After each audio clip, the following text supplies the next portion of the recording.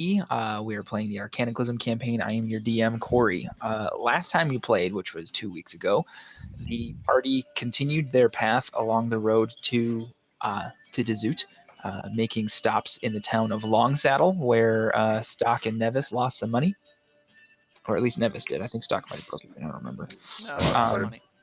Stock and Nevis lost money, and Xanalor got some poor schlup punched right in the mouth by Stock after he got fed up with Xanalor trying to influence the game and told him that once this round was over that they were going to be parting ways.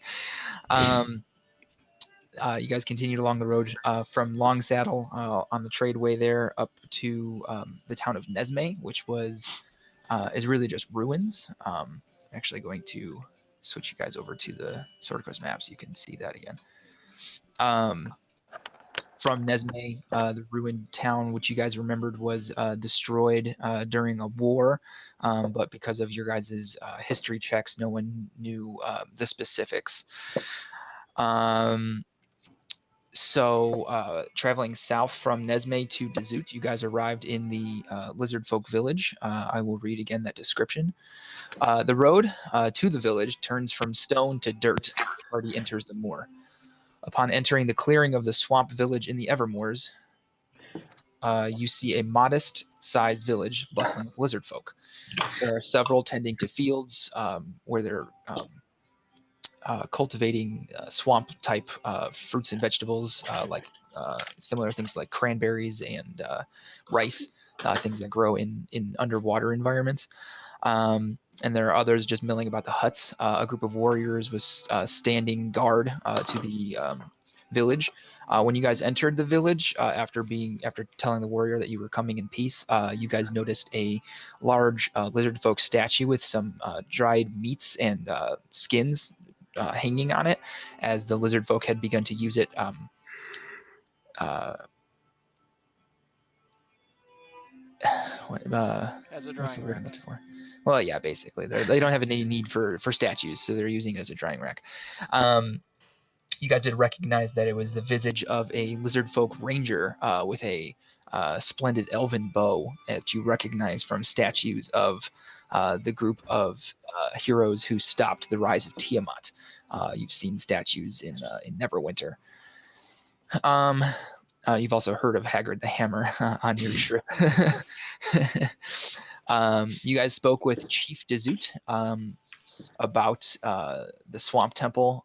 You guys mentioned a guide, so he was willing to send you with Vask Jima, his son and a warrior of the village. Vask and Chief Desut don't speak great Common, but Vask speaks better Common than Chief Desut does. Is there? And then we kind of left off there at that session. Is there anything that you guys want to try to do in Desut before allowing Vask to sort of guide you through the swamp? I check for traps. No, I'm kidding. You find many. You find many hunting traps. They're not set up though. Okay. What do you think here? So it would make sense that we are stocked up on mess kits, or not mess kit, rations and all that, correct? Yes. Okay.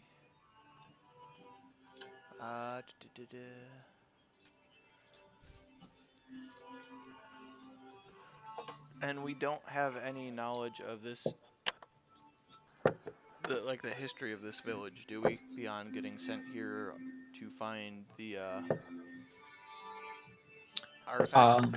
If you guys don't know beforehand, but if you want to make a history check, you could. Oh, sure, why not? Okay. That is a 9. A 9. Nope, you don't really remember anything about this village. That's other a than nice that, boulder. you remember that you haven't been here. How about a 23? A 23. So Nevis, you recall a bit about history from your childhood about the village of Desut and how it's been sort of heralded as the boy, I'm really struggling with English today. Sort of the revitalization there. That's the word I was looking for. The revitalization of the lizard folk people during the rise of the cult of Tiamat, of the cult of the dragon. There were a lot of there's a lot of trade going. They were using the swamps and things like that to transport goods under the cover of the trees and difficult terrains, and a lot of those swamp-abiding citizens were killed, as well as dragon attacks by the various chromatic dragons calling swamps their home. Left a lot of lizard folk settlements in ashes. So yeah, Dazut was is a village that's credited with the revitalization of the lizard folk race.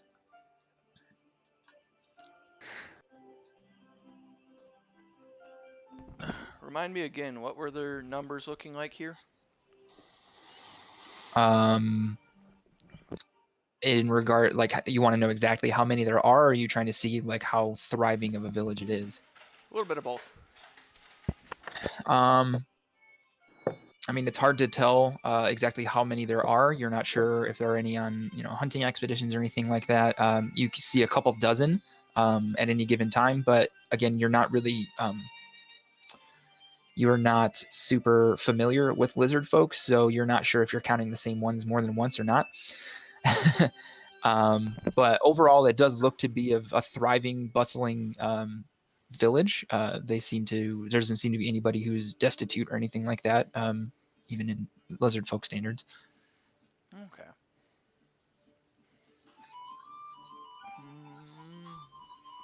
Nope. Then I think I am squared away. Okay. Oh, also one thing I wanted to remind you guys that Vask Jima, the lizard folk warrior who's going to be your guide, I did say this last time. He bears a striking resemblance to the statue that's outside. The one that's covered in swamp moss? Yeah. Well, he's not covered in swamp moss. But no, you can still see the features of the statue, and you can tell that they look very similar. What about the Chief Dazut? So that one's a little bit harder. Go ahead and make an investigation check for me. I'm doing great today, guys. I've gotten a 9 and a 4. So 4. investigation is a 4. He is quite a bit fatter than the statue. That is a fat lizard. Being the chief of the village seems to have its perks. Dodogama, got it. Stock, I don't know what lizard social niceties are, but I'm pretty sure calling the leader fat. It could be a compliment here. Fat I'm means going healthy. to assume saying nothing is better than saying something at this point. Fat means healthy. Yeah, I'm not sure if there's anything that I can think of that I would need going forward. Okay. Right now. Yeah, I mean, as far as like supplies and stuff like that goes, you guys understand based on the sort of economics of this village, there probably wouldn't be a lot outside of like maybe some dried meats and things like that you would even be able to take, like stuff that would actually help you out. I don't know. It feels like this place would have some quality sticks lying around. They're all wet. Should I be at full HP? Yes, we will Have say because I don't remember. I don't think we've taken a full rest. No, I don't think so either. I think this is coming near the end of a day of travel. Right, and I couldn't remember from last session where in the timeline kind of we left off. So I think that with the interest of you guys, getting here probably towards the end of the day, you can have you take a long rest here before heading out with Vask. You definitely don't want to be caught in unfamiliar swamp in dark night. So we spend the night in the swamp. Great. Yeah. Well, we could inquire about having some residents, maybe, if they have a spare shack so we're not laying in water all night. Vask comes up to you guys. He says, you guessed, you stay in Longhouse. So you guys are actually able to stay in Chief Dazut's Longhouse, which is there's space enough for you, and it's also not wet. Okay. I want to check something really fast.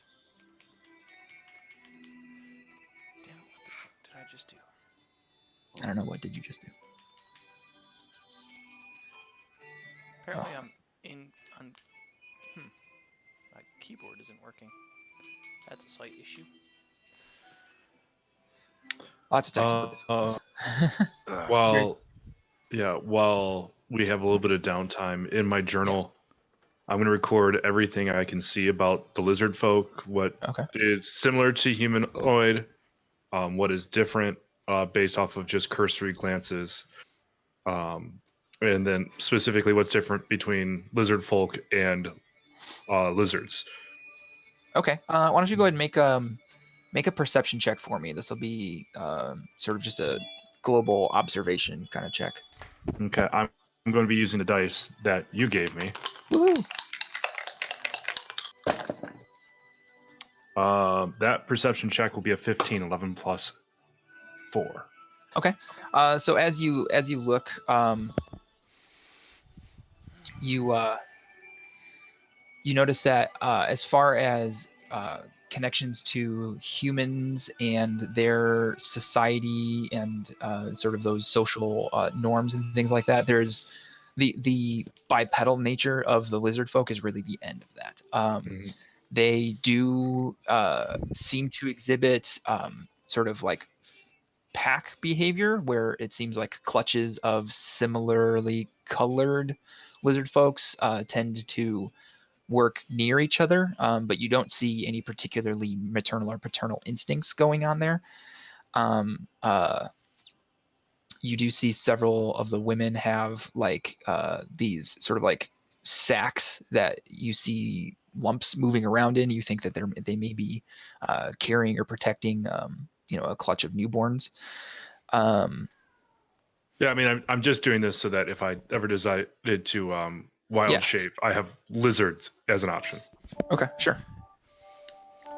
I just write this place is gross. And I stop journaling. That's funny. Seeing as we are, I end this with this place is the tits, and then I stop journaling.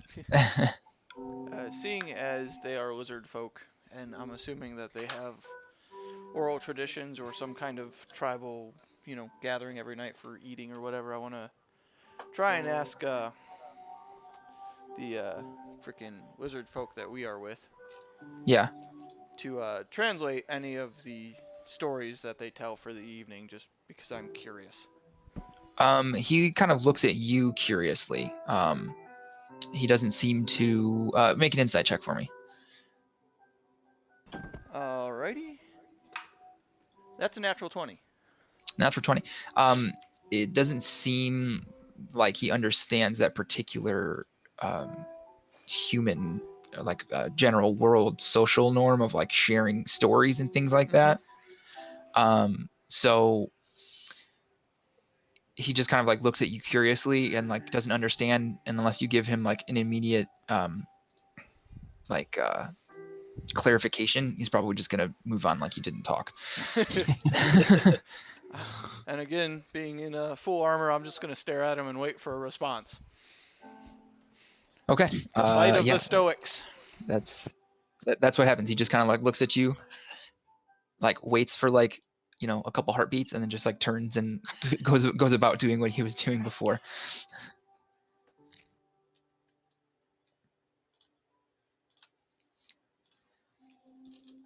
All right, that is I think I'm spent. Okay. All right.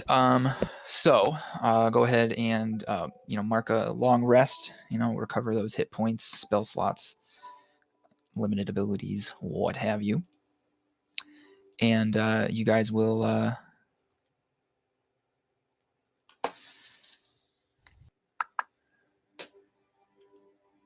You guys will set out. So you guys notice that sort of with Vask as your guide, he moves pretty effortlessly, like through like the deeper water parts. But you are able to kind of follow him and see that like part of it is him using his lizard folk body to partially swim, but also too you see him kind of like darting from like shallower section to shallower section. So you guys notice that like even though there are some parts of this path where you guys are really struggling to continue forward, as you were in the areas surrounding Dazut on your way in, you do notice, though, that you are moving quicker than you were on your way in. So at the very least, you can tell that having this young lizardfolk warrior around is helping you get through the swamp with a little bit more of an expedited pace without taxing yourself accordingly. So you guys are traveling through the swamp. It's got that like really like old wet mud smell to it, kind of like, you know, the rainy parts of summer in Illinois where you drive past those puddles that have been standing in the fields for too long. Smells like da poopy. And you know, there's bugs and mosquitoes flying around. It's very noisy, the swamp. You know, there's crickets, frogs, other strange creatures that you know can't find the source of their sound, nor do you have any experience with what it might be. You guys are keeping your ears peeled as always for those strange noises that the monstrosities that you've found so far make, as well as that tearing of parchment noise. But so far, so good. You guys are traveling along, and you're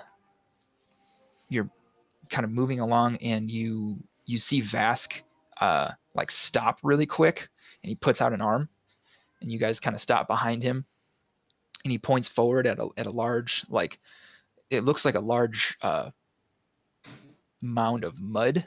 But then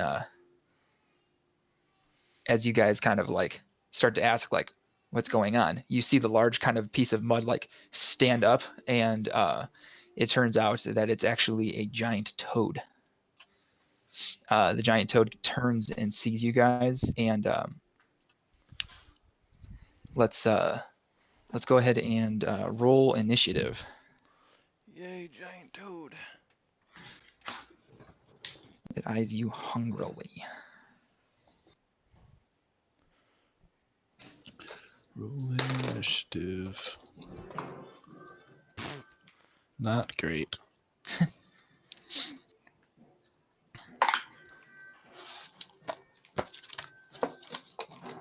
All right. Guess we'll kind of have to wait for Jay to come back to finish that part. But did anybody get 20 to 25? No? Okay. How about 15 to 20?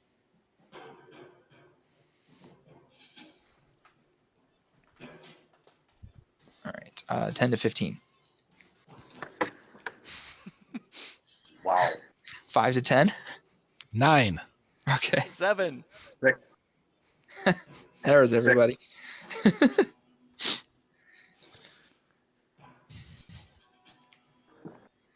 And then once Jay gets back, we'll get his number. I burned that natural 20 early on. I guess so, yeah.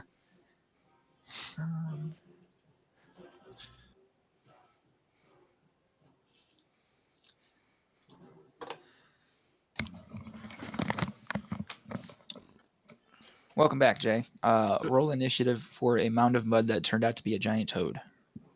Okay. My initiative? 3.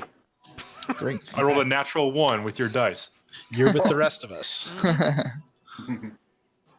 This is what I get for using the wonderful gift you gave me. And if I keep rolling like this, I might have to use the other wonderful gift you gave me.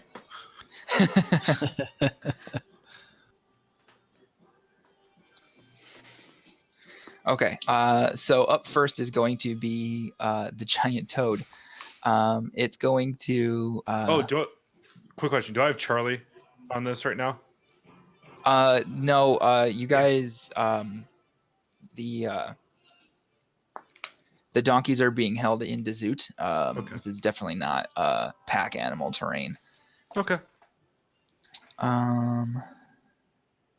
Okay, so the toad is going to leap forward and is going to make a bite attack against either... It's going to be against either Nevis or Vershad. Nevis, you will be odds. And that is a 1. So Nevis is going to make a bite attack against you. I don't think that's going to hit, though. It is a 14. Nope. Okay, so 14 misses. That brings us to Xanalor. You're up.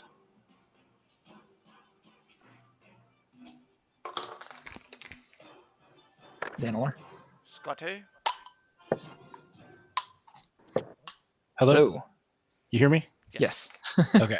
I don't You know were what frozen happened. there for a second.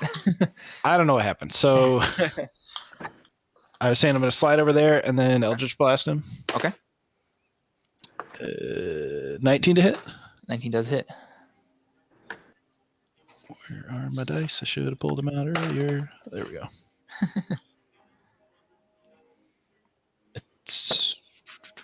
I should already know my things. 6 force damage. 6 force damage. Okay.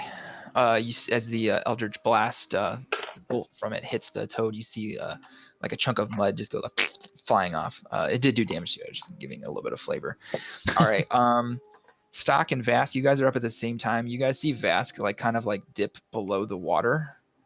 And he just kind of like disappears. You see some movement kind of take like the ripples seem like they kind of go behind you a little bit. Stock, you're up. Nevis, you're on deck. All right, we shall maneuver ourselves and right about there. That seems like a Okay. good spot. And we're gonna try for a glaive attack. Works better if I actually throw it in my dice box.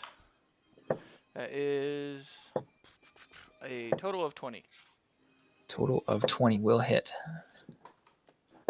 That is going to be a total of 5 slashing damage. Okay. Anything else? Not at the moment. All right, Nevis, you're up. Vershad, you're on deck. All right. All right, I am going to cast Inflict Wounds, seeing as a creature is that close to me right now. Okay. So I believe I roll for an attack.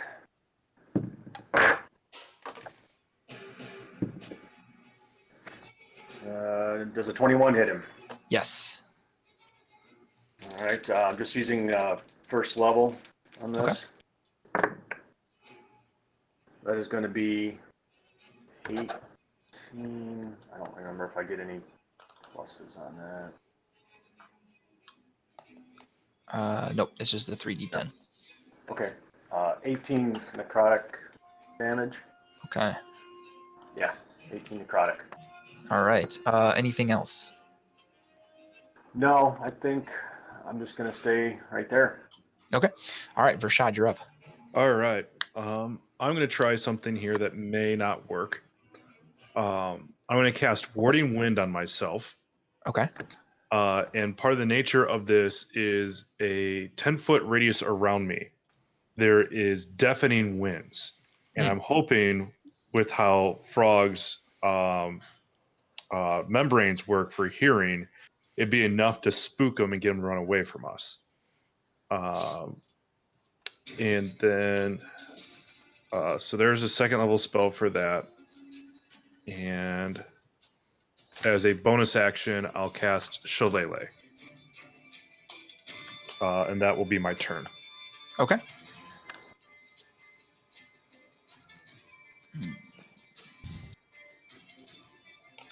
Okay. Sorry, I'm just kind of looking at the effects of it here. Don't have many experiences with this spell.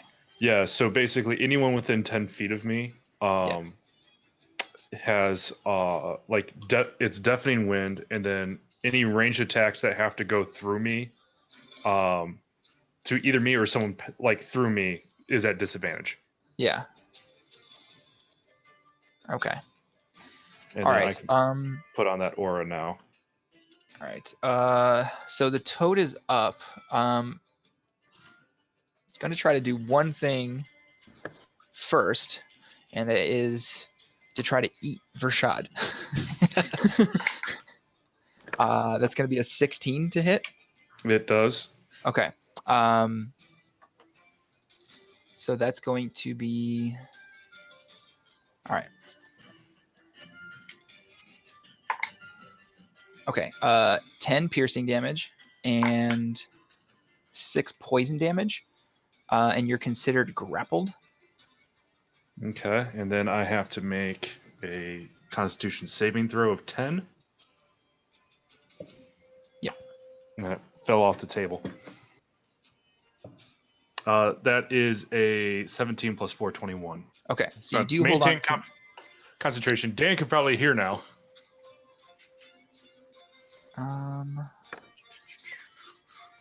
Not quite yet.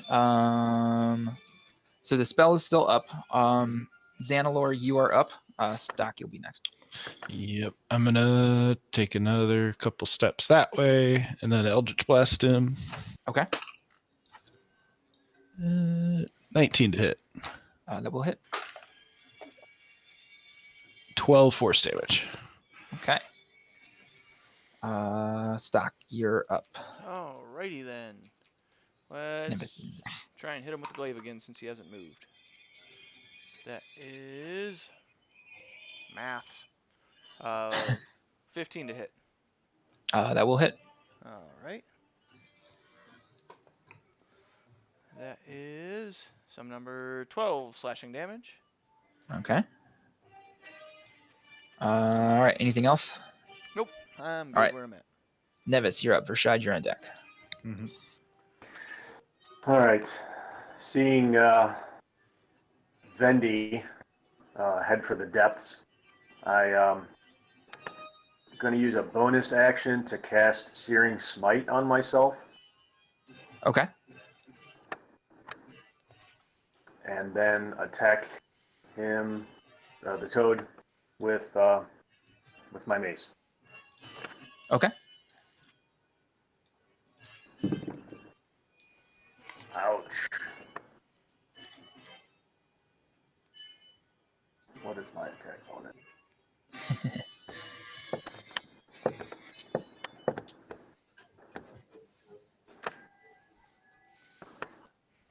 Oh, there it is. Good.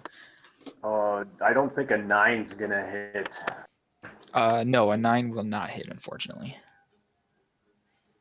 Okay. That ends my turn. Okay. All right. Vershad, you're up. Well, I don't quite enjoy being eaten. So I'm going to shillelagh it. Okay.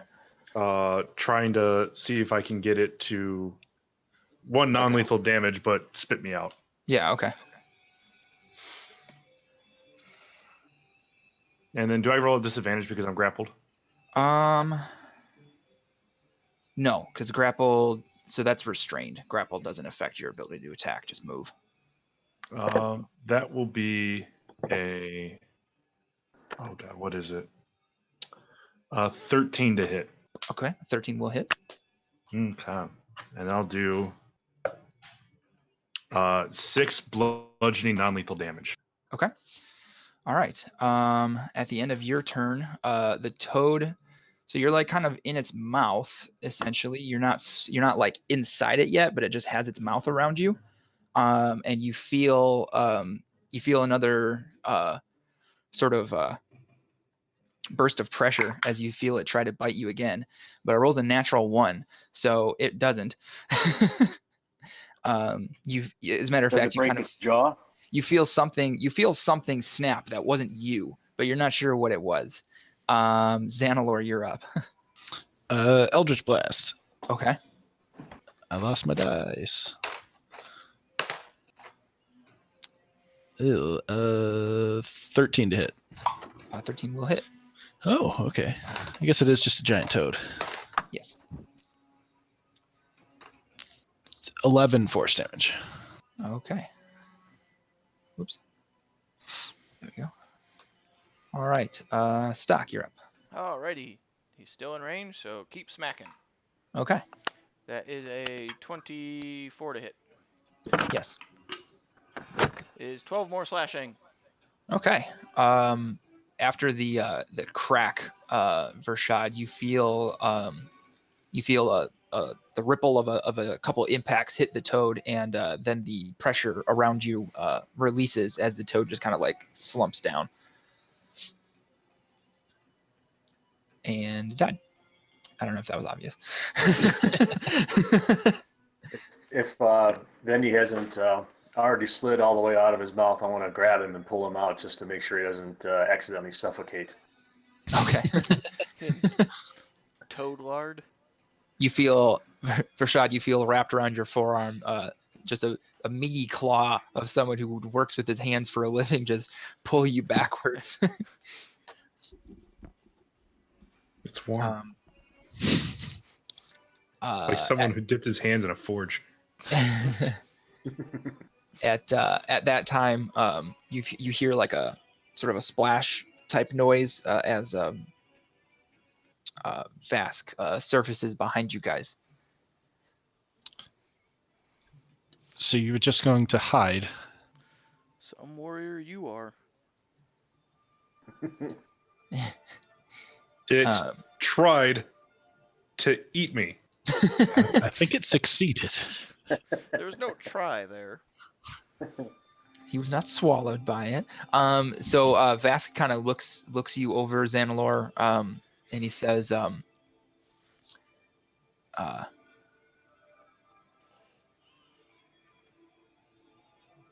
better survive, if not fight, I'll fight. I'm sorry, I can't hear you. I'm holding concentration. Better kill the monster if all fight. Look, I don't know what he's saying, but can you just tell him you miss 100% of the spells you don't cast? But what you guys are just hearing is We just hear a vacuum cleaner in front of the mouth of a toad that I'm assuming is just Yeah. kind of flapping there. yeah, like it's still like rippling the skin of the toad. It's the Homer Simpson belly slap. Yep. Cancel my 2 o'clock. Vershad and Nevis, why don't you guys go ahead and make a insight check for me? That'll be a 8. 2 plus 6. Okay. The dice you bought me is loaded in the wrong direction, Corey. That's it. You It's said going into Dice Hospital. Dice Hospital. What was that, Nevis? You said insight, right? Yes, sir. 15. 15. Okay. Nevis, you notice the sort of exotic body language that the lizard folk have displayed in the time that you've been with them. Seems you're pretty sure you see his like shoulders like droop a little bit.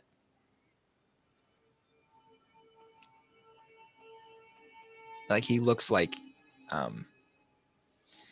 actually I'm gonna send you a whisper. He looks dejected and sad. No, he's just trying to relax his upper trap. Or he's just super relaxed. Mm-hmm. Woosa. Woosa. Some lizard yoga. Lizard yogurt, you monster. Yeah, I need to draw a symbol for that one.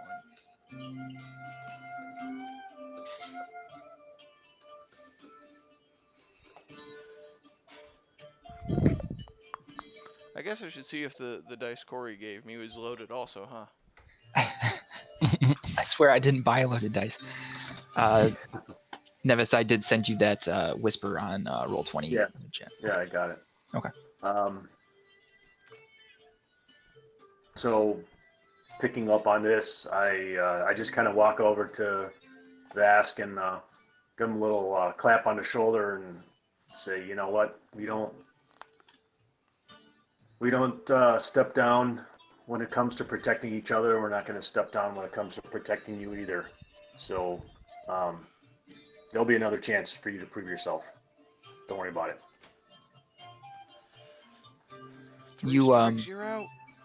You know what seems to be sort of a glimmer of understanding, as best you can tell, in his eye. I'm going to hold on to concentration for the entirety of the spell. I'm gonna cast Mage Armor because I forgot to do it earlier. Okay. Let's see. How long does that spell last for, Vershad? 8 hours. We're not getting anything out of this carcass of toad here, so why don't we just keep moving on? Unless I'm not the touching lizard that. folk wants 10 to minutes. harvest some meat. No. He kind of looks at you and he looks at the toad and he like grabs its like leg and like hold like it like slowly like rolls over its big bloated corpse, and he points at it, and you notice that like there's very little meat on this thing. As giant a toad as it was, it looks to have been slightly emaciated. Well, he's tugging on that leg. Can I try and chop it off just to make him fall on his ass? Okay. That is a 14. 14. Okay. You chop it off, and you note that Vask kind of like deftly steps back, and you feel like a little bit of slap as a toad like kind of catches you in the helmet a little bit. If he could see it, I'd be staring daggers at him right now.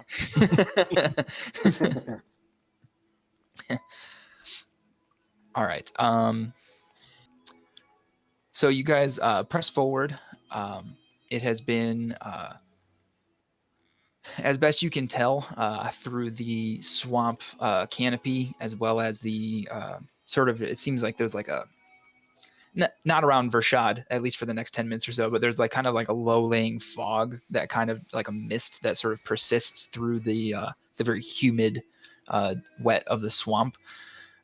It's making it hard to tell exactly what time of day it is, or to get as good of an approximation as you typically might be able to. But it feels like it's been a couple hours since you guys left Dizut. It's been probably another 2 or so hours of trekking through the swamp. Once you guys were able to come on, dispatch the toad. Sorry guys, my head is not working right now. And so you guys are continuing through the swamp. The bugs are pretty persistent, but as you continue, you seem to move through like a clutch of insects that are thicker and maybe a bit more agitated than they had been. Can you guys go ahead and get in a marching order for me, whatever that might be? I will be frontal again. And Vask is going to be ahead of you so that he can be guiding.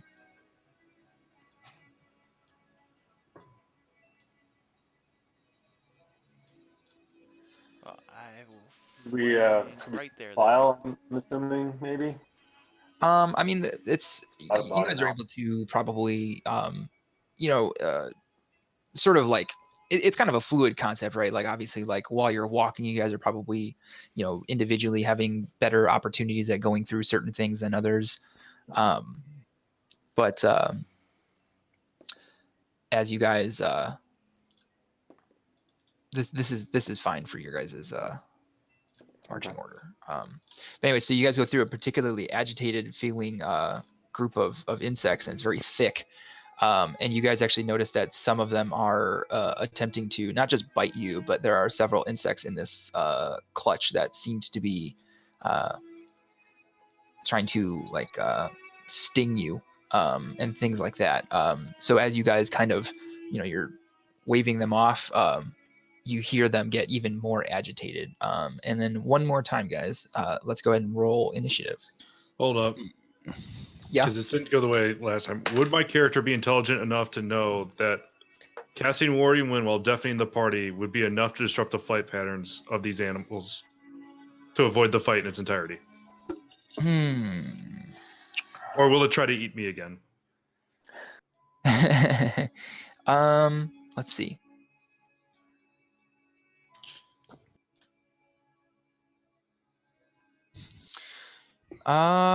So while these clusters of insects do seem to be large, or not large, but like sort of like they're almost as big as you are, these clusters of insects. It does seem that they're made up of smaller groups of insects, so it looks like casting some sort of wind type spell might be enough to, like mosquitoes on a breezy summer day, keep them at bay. Guys, if there's anything you need to say it now as I cast the spell.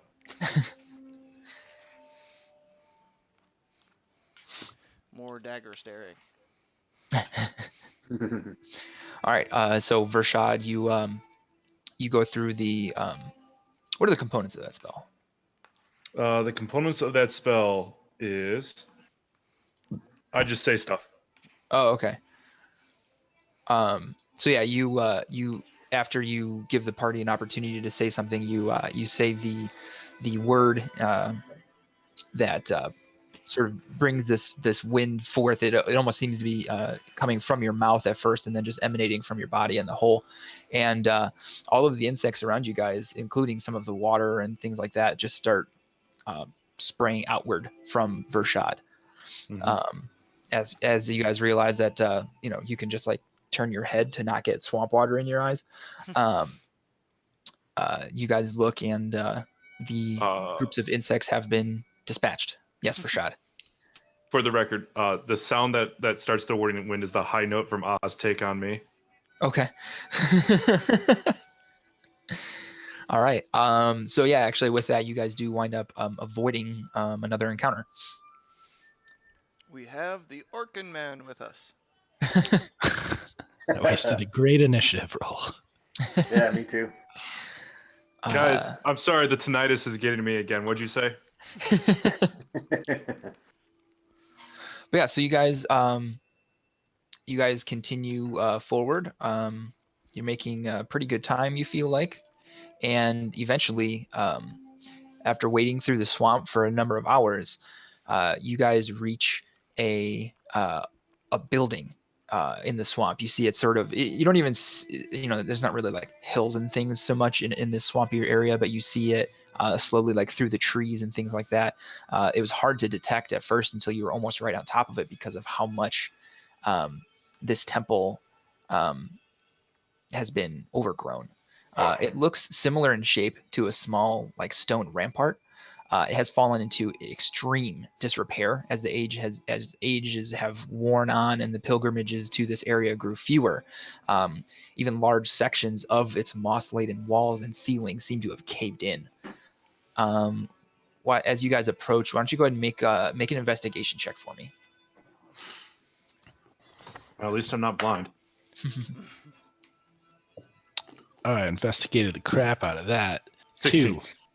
2. All right. I also crapped too. Okay. 12. 12. Okay.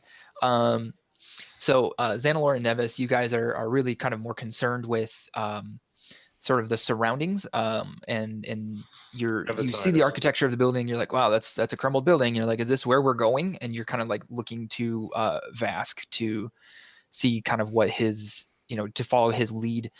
Meanwhile, Stock and Vershad, you guys kind of make your way up onto these ruins, and you notice pretty quickly there is just a small bit of rubble actually covering a small stairwell that leads below in an area of the rampart that isn't. So like the rampart's kind of above the water, so it's dry up here, and you see that the stairwell leads down below this temple.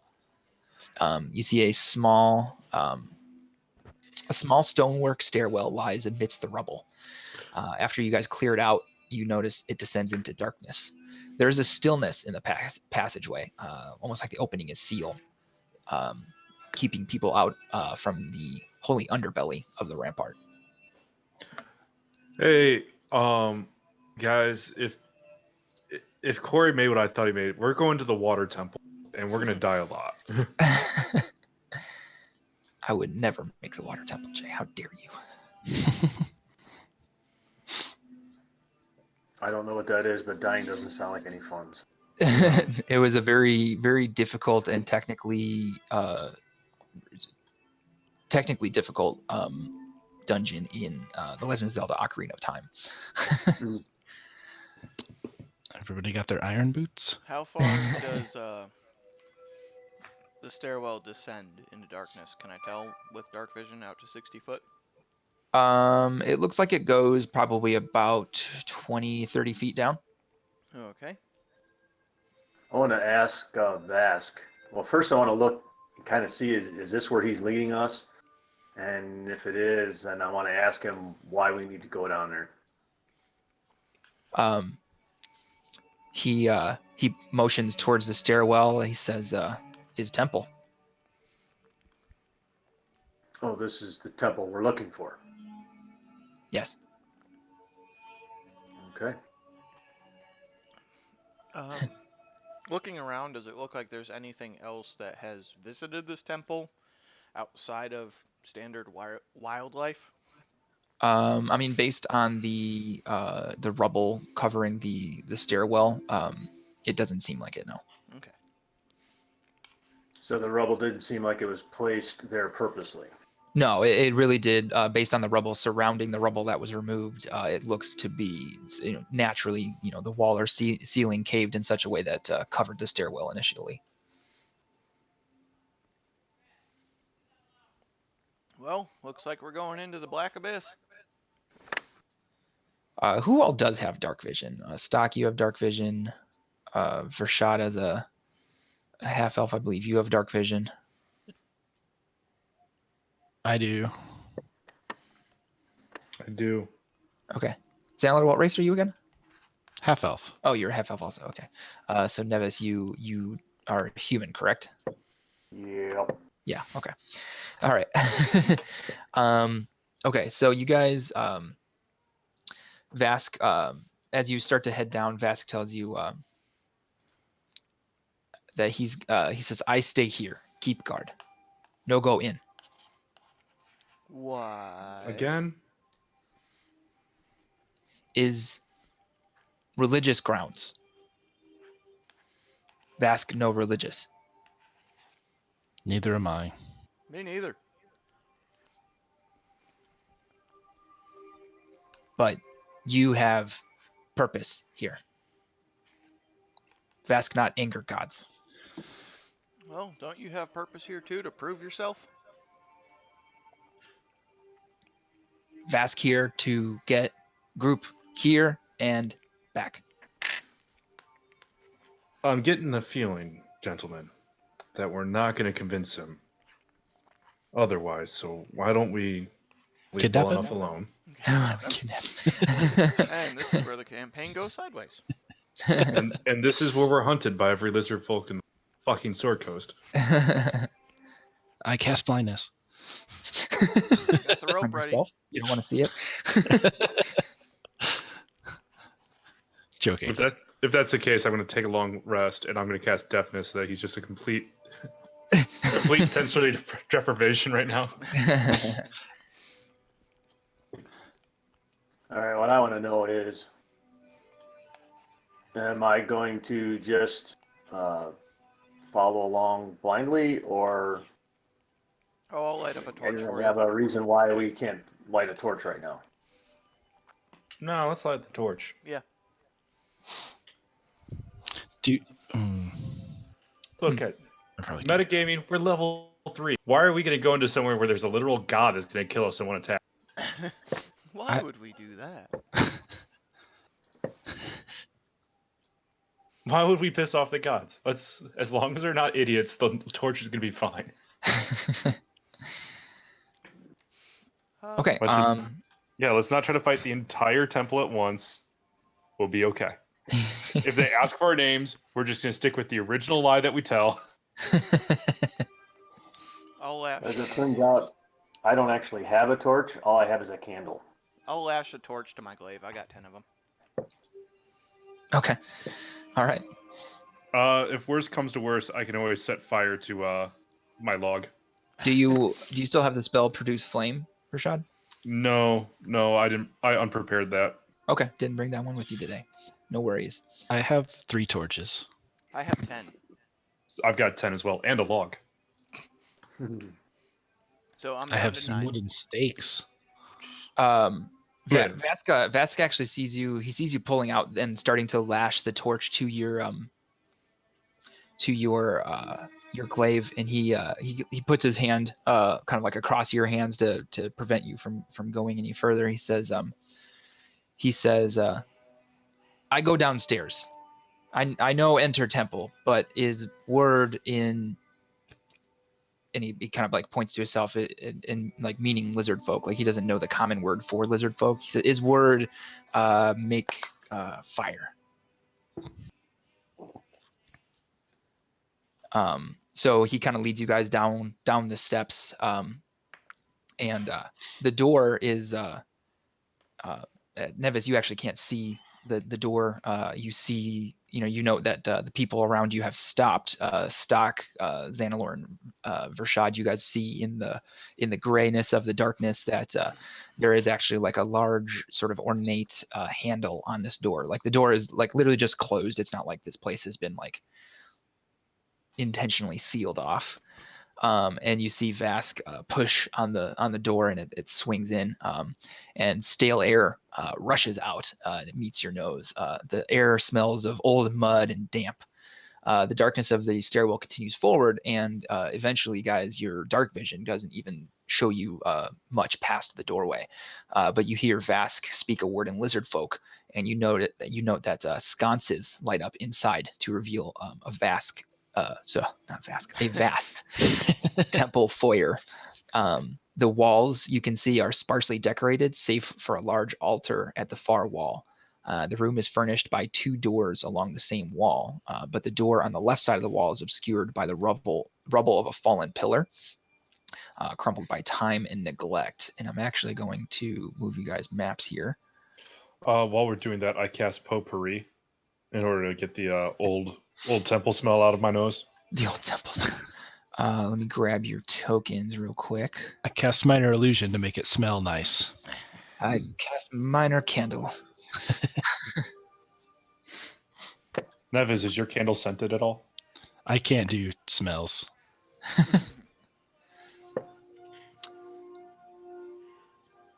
So yeah, you guys see one doorway kind of here on the right side that it's an opening. The other side has crumbled. One of the pillars and the archway itself has fallen down. And Vask, he says a word in lizard folk, and he looks back at you guys and he says, Thok be with you. And he goes back up the stairs. Is it like that little kid scared of the dark in the basement run up the stairs? No, he's not afraid of the dark so much from what you can tell. It's more of just it's probably a cultural thing, but maybe it's like bad luck or something like that to enter the temple when you're not on a religious pilgrimage, to the lizard folk at least. Oh my god, we're gonna get skinned.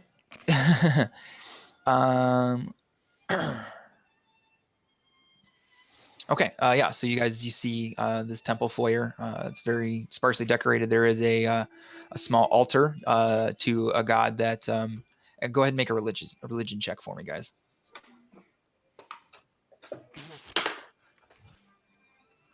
Hey, I'm good at that, apparently. That will be an adjusted 20. Okay. It's a 19. All right. I got a 3. Nevis, what'd you get? Stock knows 3 religions. I know 3 things about a random religion. Nevis is AFK right now. Okay.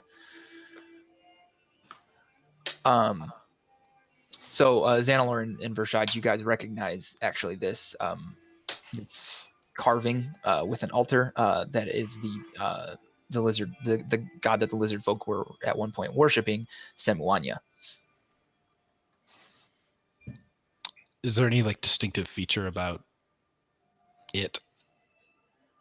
That's a really good question. I don't remember. Okay. Well, if the DM neglected to learn about it, then it must not be important to the story. Yeah. Okay.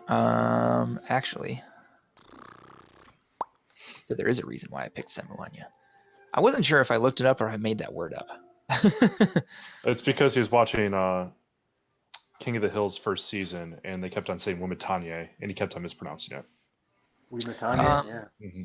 So yeah, you guys notice. So there is a behind the figure is a carving of an egg, and in the foreground of the carving is a large lizard man, seemingly very strong, and is in an action pose, sort of that would indicate that he is potentially quick or agile. He's wearing a loincloth and a helm that is probably metal in its creation with a large crest on it. He is wielding a club studded with razor-sharp fragments of shells.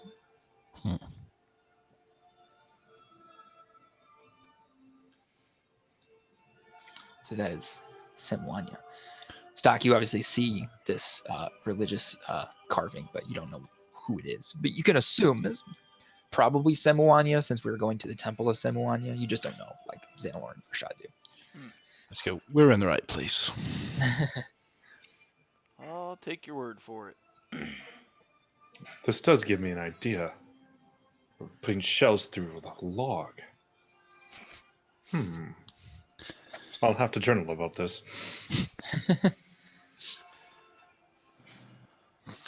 Well, shall we? Surely we shall.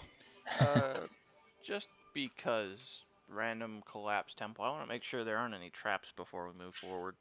Okay. Go ahead and make a perception check for me.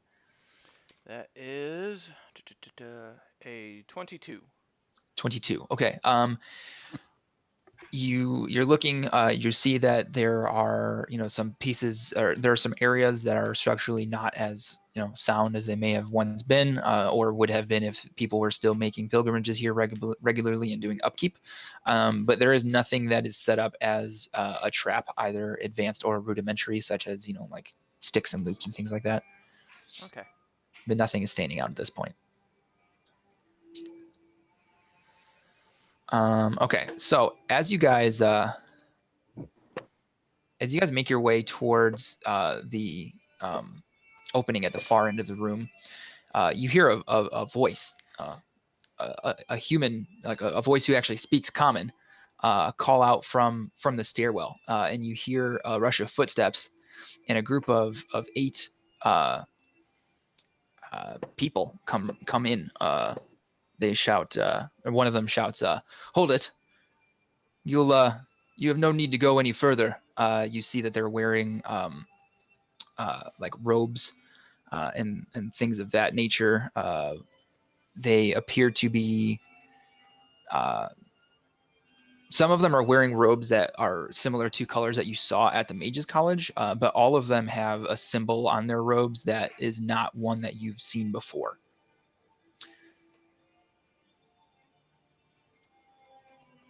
What does the symbol look like? Can we tell real quick? Can we tell if what race these people are? They're a mix, kind Okay. of similar to the mix of races that you see in the Mages College. There Right. are some humans, some half-elves, an elf or two, people, who are interesting themselves in the study of the arcane. Gotcha. By any chance, is any of these a high elf looking guy with a really strong chin?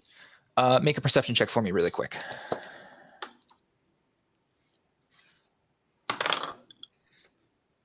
That will be a adjusted 20, 16 plus 4. 16 plus 4. You do not see him, no. You do see a couple elves, but none of them appear to be the one you're looking for. All right. No, I'm good. Never mind. So which one was the one that told us that we don't need to proceed any further? Let's say that it's this one there. Okay. Okay. I look at him and He I looks at ask, me. are you Salazar? And if you're not, where is he? I am not Salazar, no. We are followers of Hildraith and Xantor. And we have come to retrieve an artifact from here. And if you've come to retrieve the same artifact, I have to warn you, you will not be successful. So it's Go probably in on. your best interest to pack your bags now. This is the symbol that you guys see. Go on. I just made this up right now. Nice. So it's like a diamond spider. Yeah, it's like a diamond, and there's like some like landform type shapes underneath it, and like rays of light that appear to be coming from the back. All right. It definitely should looked we a just- little bit more like a virus than I intended it to. Why should we just stop and let you take what we're looking for? Oh, so you are here for the same thing. It might be a different No, thing. no, we never said that. You and Neither of heard us have it. said what we're looking for. Yeah, we're looking for inner peace. Touche. Blondie, touche. I look over at Vendi and I give him a pull your skirt out of your cunt kind of look. Sorry, what was I forgot what the question was that was posed. And Why you're should we telling us just to let you stop. through? Yeah, you're telling us to stop because we won't get what you want, and I'm telling you that it's the same thing. Right back at you. Do you think you're better than me? Well, we do outnumber you. But our But you hearts look are so- large, metaphorically. Wait. Do they look How did you guys intimidating? get in here? We had a lizard folk. Ah, fucking hell. I was thinking He the hit in same. the water again. Yep. Saw people coming right back in the fucking water. Could have Yeah. at least warned us. Mhm. So, based off of that, I hope you got somebody waiting outside because as soon as you come out, we've got archers who are going to just pick all of you off if we don't come out. I want to try to cast message to Vask Okay. and say, "Did you see them coming? Why didn't you warn us?" You Okay. can reply to this message. Okay. You sort of wait as you wait for a response to this message as the situation around you is unfolding, and you get no response. Like I I wanna said, look at you're surrounded. I look Just at give him the a- guy who is apparently in charge of what I've been bantering back and forth with, and I say, "So what are we gonna do? Arm wrestle for this?" Well, I mean, there's a couple ways that we can do this. You could leave quietly, and that would obviously be the easy way, or we will have to forcibly remove you from the equation.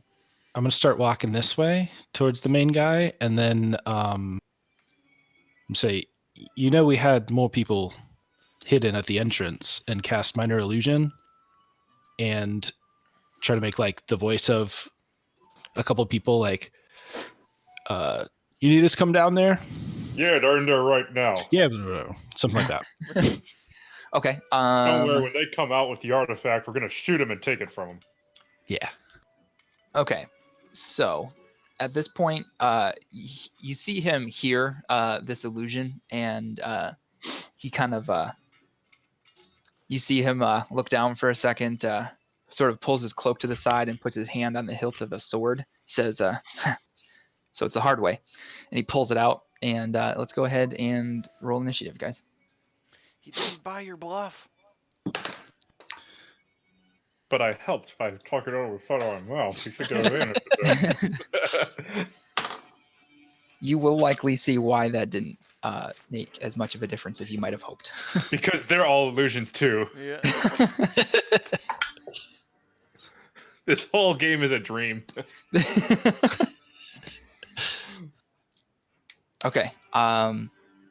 We wake up in a snow globe. I swear to God, Corey. I'm not going to say it elsewhere. You. All right. 20 to 25. Okay. 15 to 20. 15. 16. 16.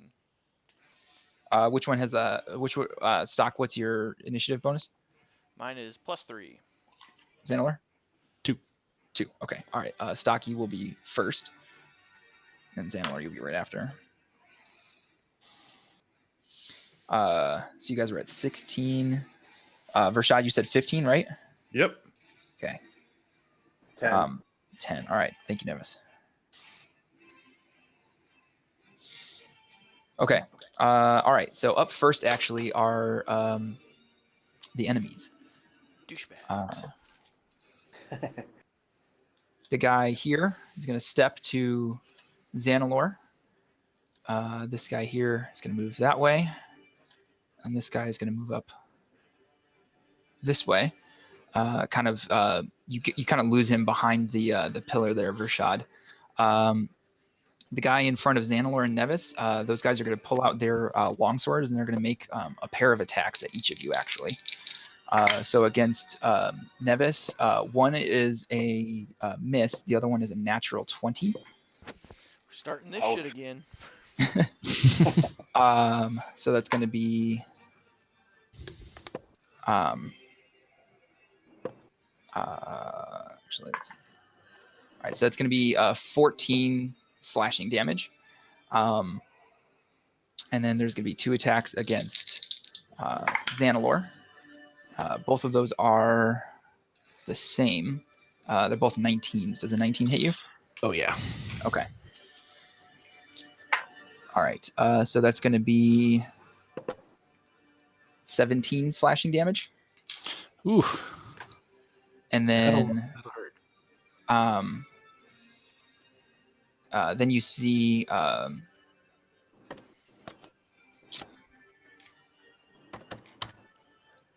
the 4 who aren't engaged in combat. They cast some sort of spell on themselves.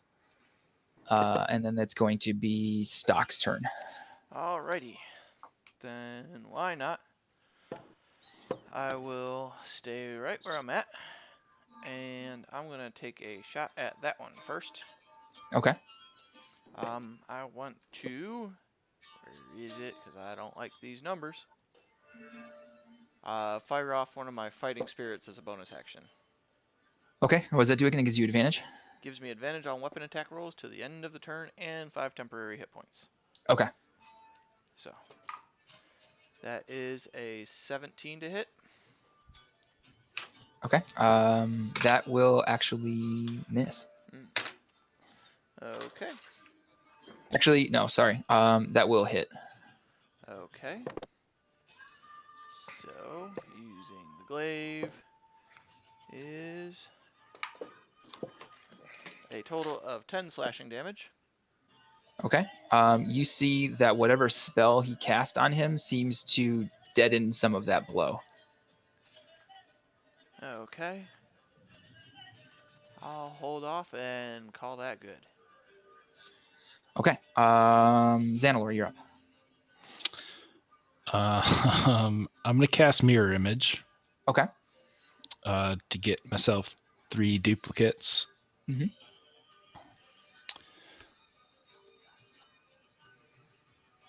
It's a good call. And I'm already engaged with this guy, so if I moved, I would get a attack of opportunity. Yes, unless you were to stagger him first. I already used my action. Oh, right. Okay. Yeah. Although, no, that's just dash. So yeah, that's what I'm doing. Okay. All right. Vershad, you're up. Nevis, you're on deck. All right. I would like to start off by using my action to beast mode into a panther. Nice. Okay. So, yes. And then, so let me put in on the game what my hit points would be as a panther. Okay. And I'll go 5, 10, 15, 20, 25, 30, 35, 45, 50. Actually, Okay. 50. And that will end my turn because I can't use an attack action because I turned into a panther. Are you gonna Okay. try to hide? All right. Oh, actually, yeah. As a bonus action, I'd like to try to hide. Do you have That's that a good ability as a call. bonus action as a panther? I have it as a druid. Oh, really? Yeah. Oh, okay. Sure. Go ahead and Yeah, roll a stealth check. because of my mark is I can hide as a bonus action and while only lightly obscured, and that is an 18. 18. Okay. Mhm. Yeah, you feel pretty. Oh, okay. Interesting. I've never seen that before. That's Mhm. cool. Okay. All right. Nevis, you're up.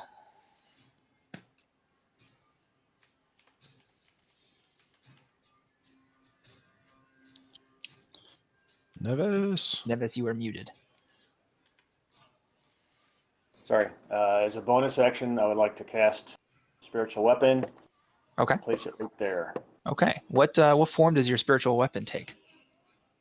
A hammer, of course. Just a regular hammer, not like sword, hammer, or anything like that. Just Oh, okay. Okay, Or- not like that. All right. Then here you get Can it be Jimmy Carter wielding a hammer? ye old ball peen hammer. all right, and for my main action, I would like to attempt melee against the guy here in front of me. Okay. All right. Yeah. That is a 15 to hit. A 15 will just barely miss. Did you make your melee attack? That was your melee attack with the spell? It's considered, it's a spell melee. So I just Okay. add my attack modifier. So this is still a part of your bonus action then, right? Yeah. So you create it, and then it says when you cast the spell, you can make a melee spell attack against the creature. So it looks like casting it causes it to attack that first time. Oh, okay. So if that was Nevis's personal attack, that one will miss. However, you do have an attack that you will have made as a bonus action as well because of casting spiritual weapon, and that's going to be. That was actually the spells attack. That was the spells? Okay. Made. Yeah. Okay. Because it's a higher addition to my hit. Okay.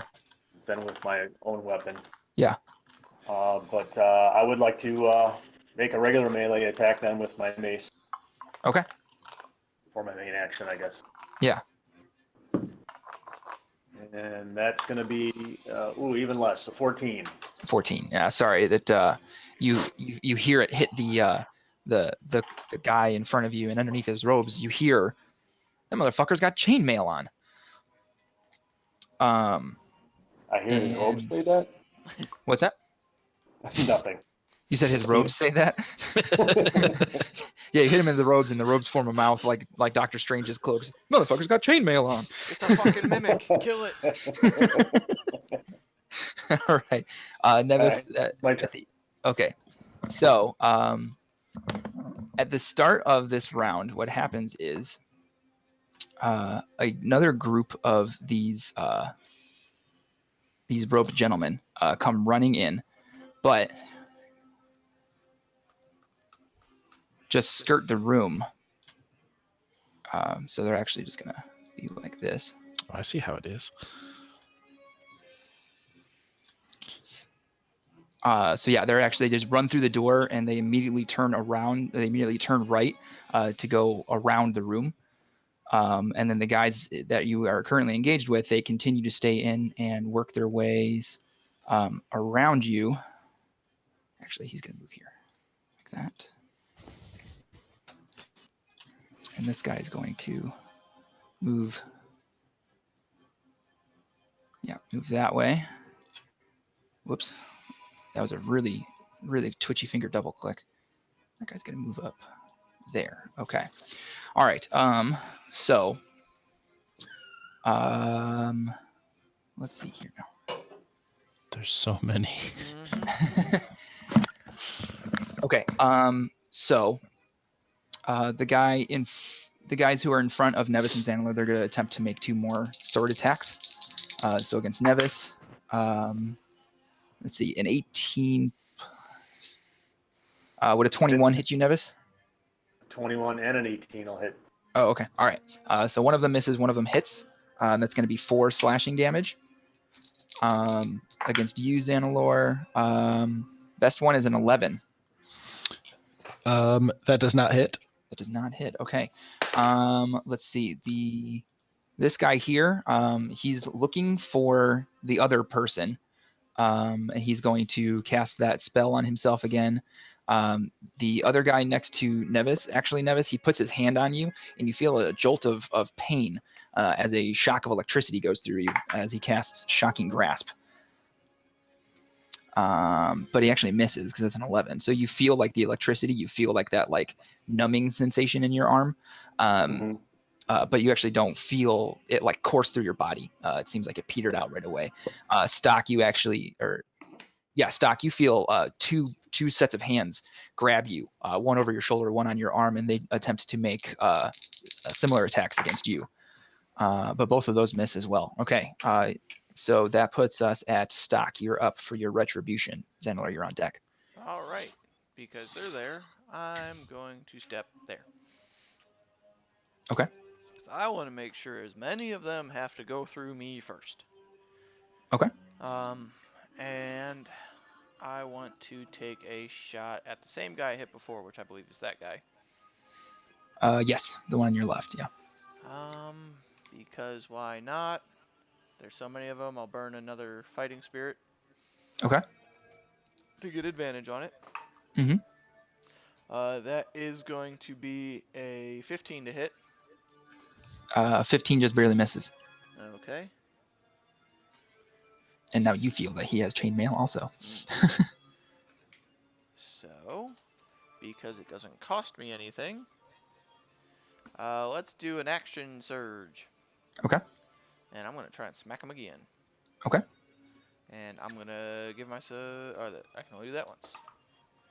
Natural 20. Naturally hits. Alright. So that is... some number that I can't think of right now. 24 slashing damage. 24 slashing damage. Okay. You actually... As you hit him with your glaive, you hear the ching, and then you flip and stab him like through where you can like see skin, and he just and he goes down. One for me. Xanilor, you're up.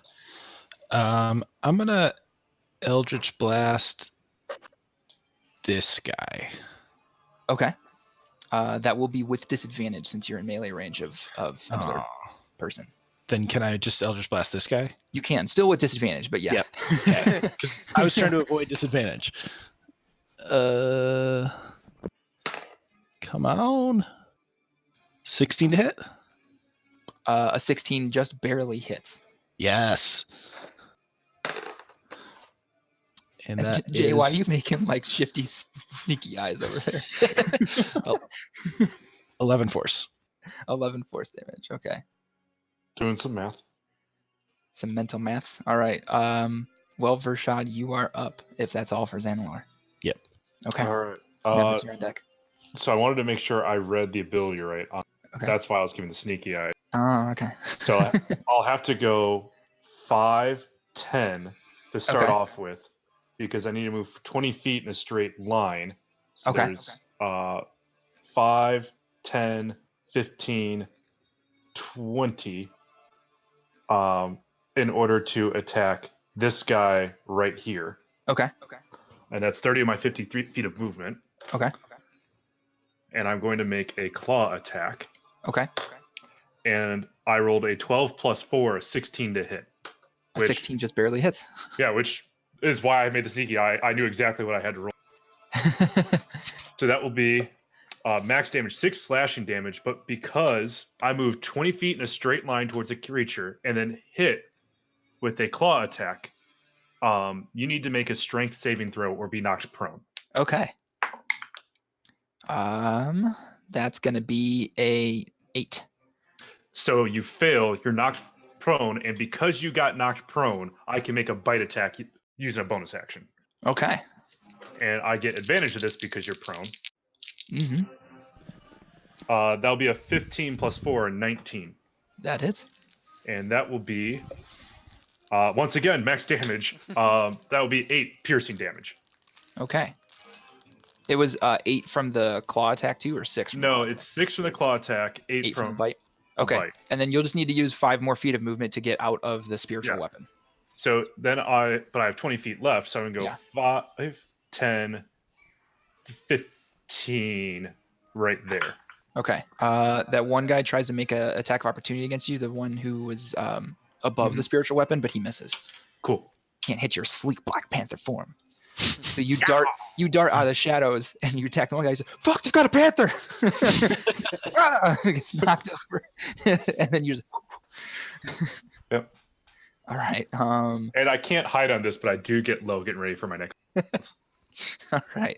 For the record, all that damage was non-lethal, by the way. Designed to hurt like fucking hell, but non-lethal. Sure. Yeah. I mean, if you're hitting him in the chainmail and hitting him with your teeth and stuff like that still too, it's going to hurt a lot as the chain pinches the skin and crushes the flesh and tissues underneath, but it actually won't puncture and kill. Nevis, you're up. All right. I'd like to use my bonus action to once again try to hit the guy that is prone right now with spiritual weapon. All right. That is with advantage.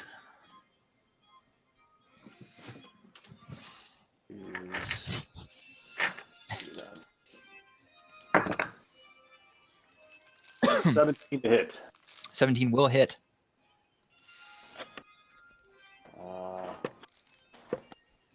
Come on, Jimmy Carter holding hammer.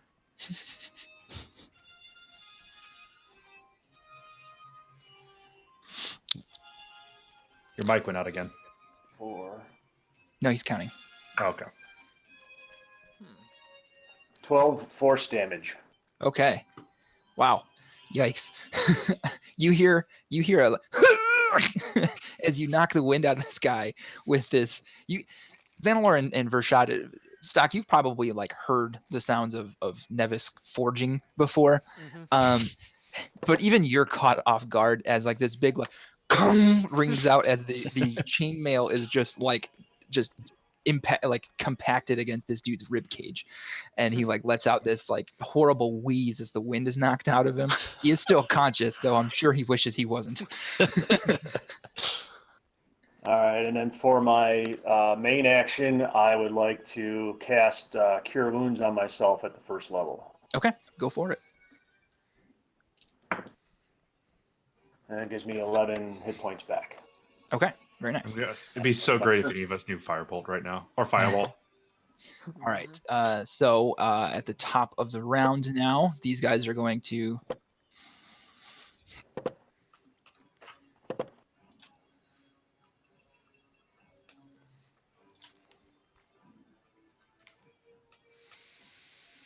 How dare you? Don't worry, I've got something I can do for this. I want so bad to run after them right now. Well, here's what we do. We've got food, right? I could just cast Mold Earth, get the door, and then when they're shut in, they starve, and then we take the artifact. Yeah. I thought that makes the earth moldy. Yeah, and then when they eat it, they die. Bad that I was thinking the same thing, Jay, of just trapping them in here somehow. All right, so those guys take off out of the room. This guy stands up, but it's really not a great standing up. This guy, he's going to kind of go this way. He's going to try to move off towards the direction of the panther. He's going to use dash actually to catch up. Right? Yeah, it was. Oh no, that was 30 feet, right? Because he was there. Fine. But the path he took was more than 30 feet. There's a way he could do it that way. Yeah, no, we'll just have that dashed. It's fine. Okay. So let's see. This guy is going to move here.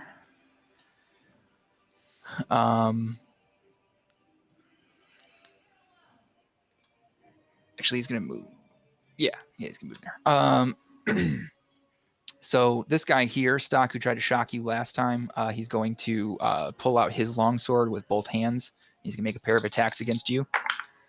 One is a natural 20. The other one will miss. So that's going to be... I'll pull that up. 6 slashing damage. Okay. No, damn it. Why did not 6? 10 total slashing damage. So 4 more. Yeah. And then this guy who gets up from being prone, he's going to try to reach out for you, Nevis, to try to shock you. You see the electricity crackling on his fingers. He's got advantage, but he misses. The guy behind you is going to try to do the same thing. He's going to try to grab you from the back and shock you. One of them will hit, though, or he does hit, not with a crit, though.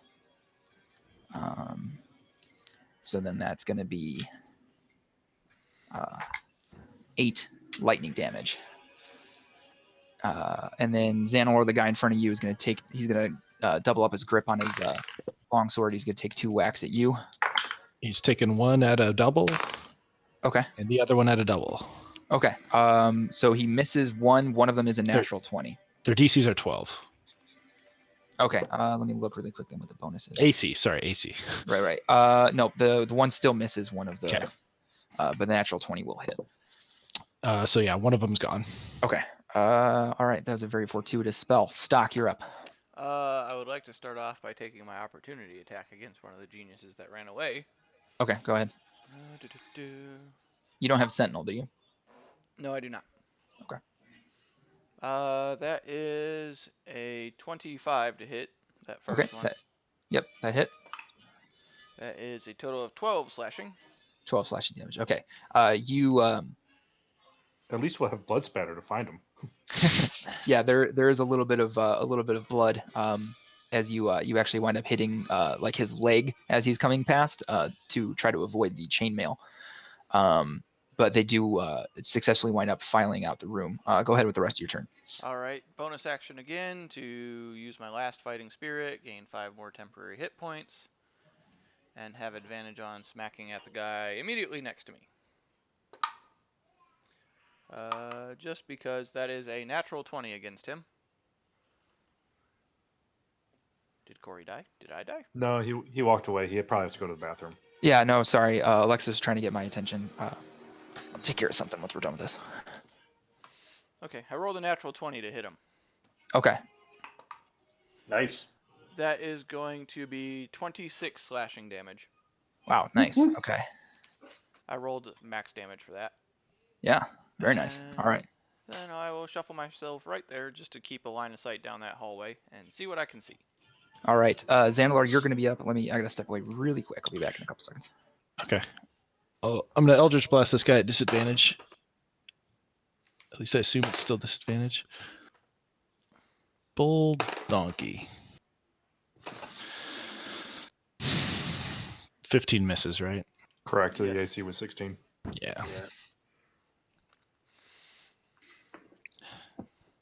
Dun, dun, dun. So then as you put out the Eldritch Blast, the guy kind of just evades it, goes past his ear, and he waves his finger at you, goes,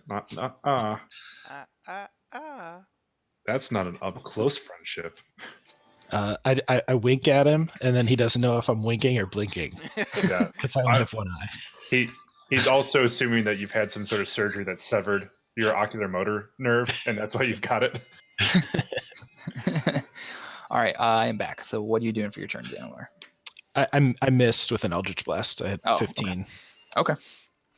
All right, Vershad, you're up. All right. So I will start off with a bite attack against the guy right next to me. Okay. And I'm going to give your dice a chance to redeem itself. Maybe it works best when it's against me. Yeah, that is a 19 to hit, 15 plus 4. Nice. For 7 piercing damage. Okay. And then I'm going to go 5, 10, 15, 20, 25, 30, 35, 40. I'm sorry, 45.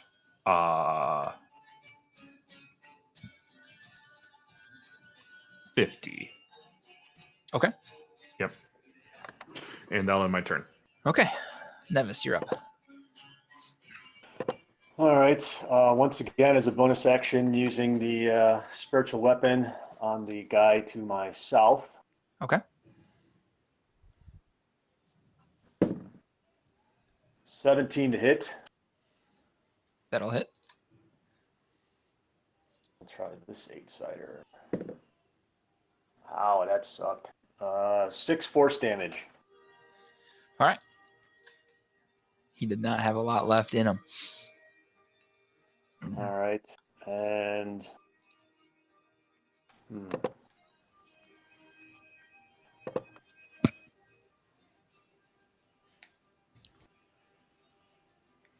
okay, so I have to wait for the next turn there.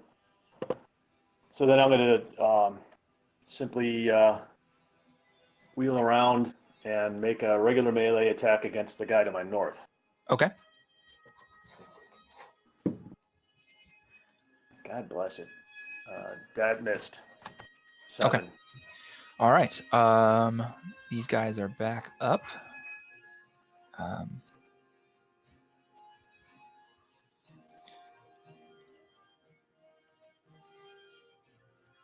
Guys gonna move there. They're going to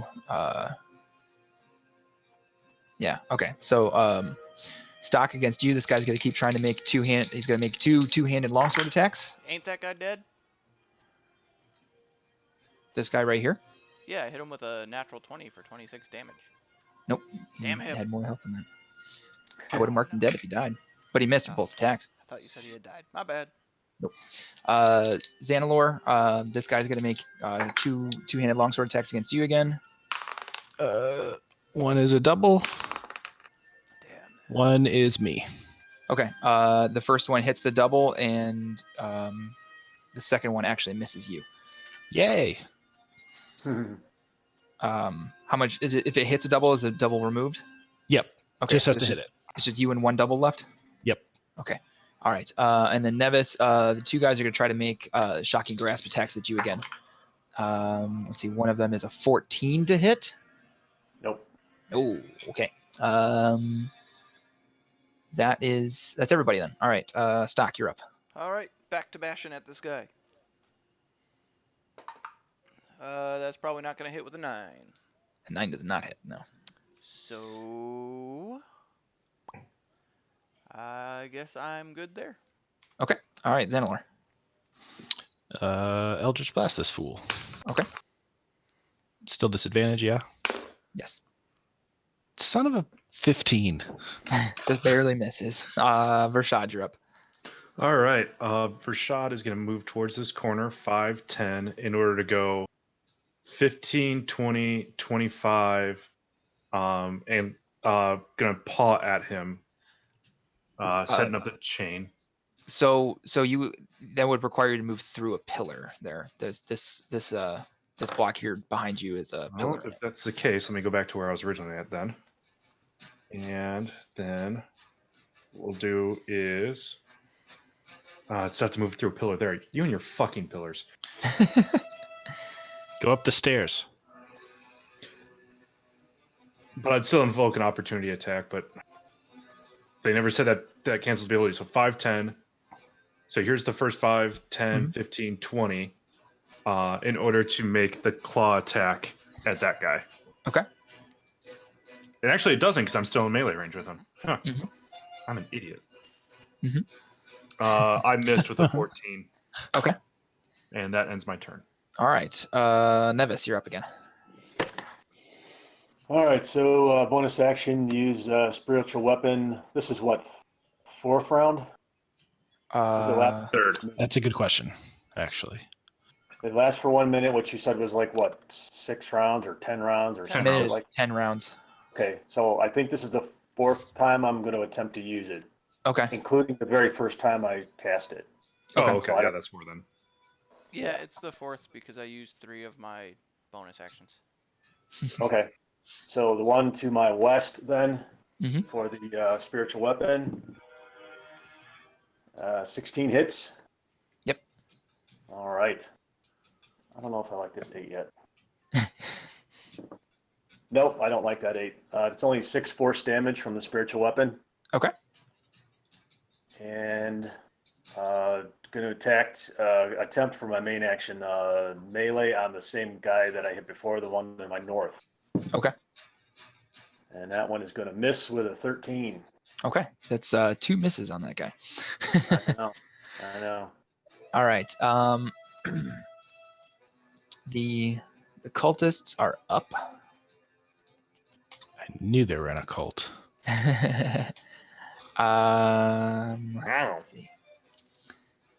This guy is actually going to turn around and make 2 longsword attacks against the panther. The first one is going to miss. The second one is going to be a 18 to hit. 18 hits. The Okay. armor class is 12. Okay. And that's going to be 5 slashing damage. Okay. This guy's going to attempt 2 attacks against Xanalor again and scream, "Why won't you die?" Both of those are going to hit. The first one was against the double, and Okay. the second was a 12, which I guess if you hit the double on the first one, it's just going to hit me on the second one. Okay. So that was an 18 to hit you. Okay. That will hit. Okay. That's going to be for 8 slashing damage. Oh, just enough. I'm down. Okay. Let's see. Those guys are going to make. They're going to try to do shocking grasp attacks on Nevis. Nope, that's going to miss. Okay. Stock, you're up. Alrighty. Seeing as this genius is still awake over here, I will go there, and I'll still be in. Come on. Yep, I still got the door covered if I go there. I wanna. Good question. I can't do any healing, so I'm gonna try and attack the guy immediately to my right. Okay. That is a 22 to hit. Yep. That is 10 slashing damage. Another one down. Okay, and since we can't afford jack fucking shit, I don't have any potions, and it would be an action to stabilize. Okay. All right. Xanalor, go ahead and make a death saving throw. 14? It's a success. Yes. Vershad, you're up. All right. I'm going to incite the opportunity attack to go. Fuck me, I can't do that because there's a pillar there. Actually, no, there's a way I can do it.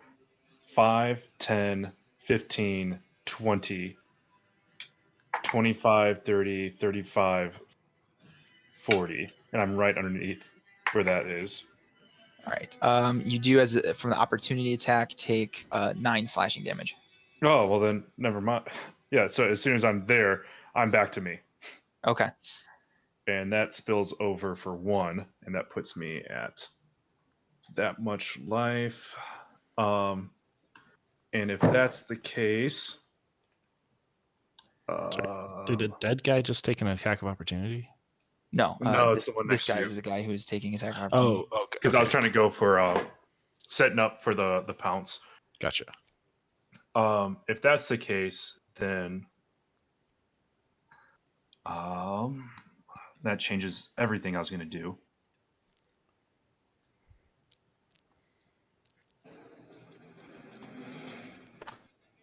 I don't have the rope for that. All right. I'm going to move over here and cast at the second level. Oh no, I'm sorry. At the first level, Cure Wounds. On Xanalor? Xanalor, yeah. Okay. So it'll be 1d8 plus 4. Please roll high. Please roll. I rolled 6 points back. Okay. And then as my bonus action, because I can do this as a bonus. Nope, it's as an action. All right. And then since he's already taken the opportunity attack, there's 20, 25, 30. Okay. So All that's right. my turn. Nevis, you're up. All right, bonus action with the spiritual weapon again on the guy to my west. Okay. That is a 21 to hit. That will hit. And this time he takes 11 force damage. Oof. And then once again, Mr. I can't seem to hit you to my north with the regular melee. That is going to be a 16. I hit him this time. Woohoo! Oh, that's right. It's a 6-sider. Wow, it's been so long since I've actually hit with that. And that is I believe my bonus is a +4. Come on, D&D Beyond, help me out here. Oh, it's a +2. Okay, so that's 7 bludgeoning damage from the mace. Okay. All right. See, these guys are up. Xanalor, this guy in front of you, he goes, all right, fine, you died, but why won't you stay down? And he does a shocking grasp on you, and that's going to hit. Uh-oh. But let me double check here. Okay, yeah. And that's going to be for 2 lightning damage. Yay. Nevis, the guys next to you, they very angrily flourish the robes and with both hands pull out their long swords and make both of them are going to swing twice at you. So the first guy, the guy to your west, both of those miss. The guy to your north. Okay, so that's going to be a 17 and a natural 20. Oof. Does a 17 hit you? No, it does not. No, it does not. Okay, so it's going to be 10 slashing damage from the hit. Oh, fuck my balls. But then Stock, you're up. All right. I need to help Xanalor out and cover their egress. So I'm going to go right there. I'll stand on a corpse. That's actually better suited. And Okay. I'm going to swing at the guy going after Xanalor. Okay. That is a 21 to hit. That will hit. That is 7 slashing damage. 7 slashing damage. Okay. I'm good. All right, Xanalor, you're up. Is he staggered because Stock hit him? No, that ends at like the end of your Okay. turn. Okay. I'm gonna pull out a dagger and Okay. stab him with that because clearly I'm not so good with eldritchness. 14. 14 misses. I'm sorry. All right, Vershad, you're up again. All right, so I'm going to start off by using my bonus action Okay. in order to cast my spirit totem of a unicorn. Okay. And it lends protection to all allies nearby. Even your allies gain advantage on all ability checks made to detect creatures in the spirit's aura. Okay. In addition, if you cast a spell using a spell slot that restores hit points to any creature inside or outside the aura, the creature of your choice also regains hit points equal to my druid level. So there's an additional 3 points. Okay. I'm going to then come right back up to my friend Zan, Mhm. and I'm going to cast Heal Wounds again. Okay. Or Cure Wounds. Mhm. And come on, be better than last time. Technically, Still it was. saved me. So Yeah. So that would be 7 by virtue of the spell and another 3 by virtue of the ability for 10 total healing. nice. Nice. Very nice. Yeah, And that will end my turn. Okay. And I don't need that wild shape marker anymore because I'm not wild shaped. And I True. haven't been for a number of turns. All right. Just Nevis, had a you're up blood again. spot. I'm sorry, it's me, right? Yes. Okay. Vendi, how big is this radius, and does it also affect my casting of Cure Wounds? The way that it said didn't really make that clear. It just, the words it says, in addition, if you cast a spell, so I'm assuming it's only me, but you would Okay. get you and your allies gain advantage on all ability checks to detect creatures in the spirit's aura. The aura is anywhere within 60 feet of me, and it's a 30-foot radius. So for the purposes of argument here, this would have been where I casted it. So it's just an effect for us as Yeah. far as our attack ability? Your detect ability, and then Oh, my detect ability. Yeah. So like if we're trying to figure out if they're still close to us, if they're within 60 feet, we have advantage on figuring that out. Okay. Yeah. Reason So I was it's- asking was because I want to use my last first level spell slot to once again cast Cure Wounds on myself. You wouldn't get the bonus 3. So I'm going to do it anyway. Mm-hmm. Oh man, it was an 8, went over to a 3, so that's 7 more for me. And of course, bonus action for the spiritual weapon. spiritual weapon. Okay. Ow. Does my spiritual weapon break when I hit a crit fail on a spell? No, because it's made out of holy. Can we make my glaive out of holy? Well, it feels like like it broke because I did roll a 1, which is only a 7, and that sucks. Can my organs be made out of holy? I think Xanalor needs it more than you right now. All right. That was a roll or around 7, I believe. I think it was 6, but I Was could it be almost-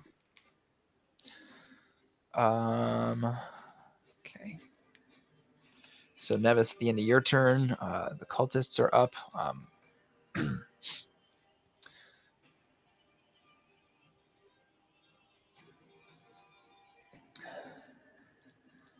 This guy to your west, he's going to cast that spell on him that makes it wonky to hit them. This guy is going to attempt another shocking grasp at Xanalor. That's going to be a dirty 20 to hit for 8 lightning damage. Okay. And then this guy to the north of Nevis is going to make his 2 longsword attacks, both of which will miss. And Stock, you're up. All right. And we're going to go try and help Xanalor again. That Come on, is a Stretch. dirty 20. All right. Where to go, Stretch? That is 13 slashing damage. Okay, Another one bites the dust. we're accomplishing things. Why won't you die? All right, I'm still good. Okay. All right. Xanalor, you're up now. Finally free. I'm going to go 5, 10, 15, 20, and then I'm going to Eldritch Blast this guy. Okay. Hey, 23 to hit. Nice. That hits. Nice. And I where could is definitely my... use the help. That is a 10 roll, so that's 15 force damage. Oof. Nice. All right. Vershad, you're up. All right. Let's go into. Oh, man. I'm going to wild shape again, this time into a wolf. Okay. So I'm going to mark down my hit points now. His move speed's only 40 feet. So what I'm going to do is 5. That's moving the map, not me. 5, 10, 15, 20, 25. Okay. And that will end my turn. Okay. Nevis, you're up.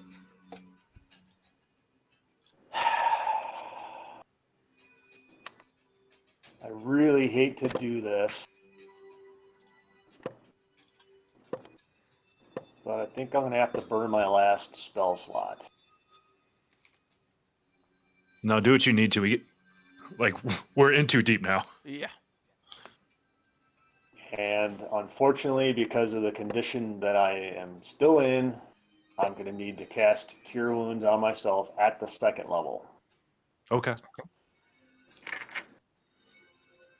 Now, if I roll 1s, I may have to mute the mic for a little bit. Understandable.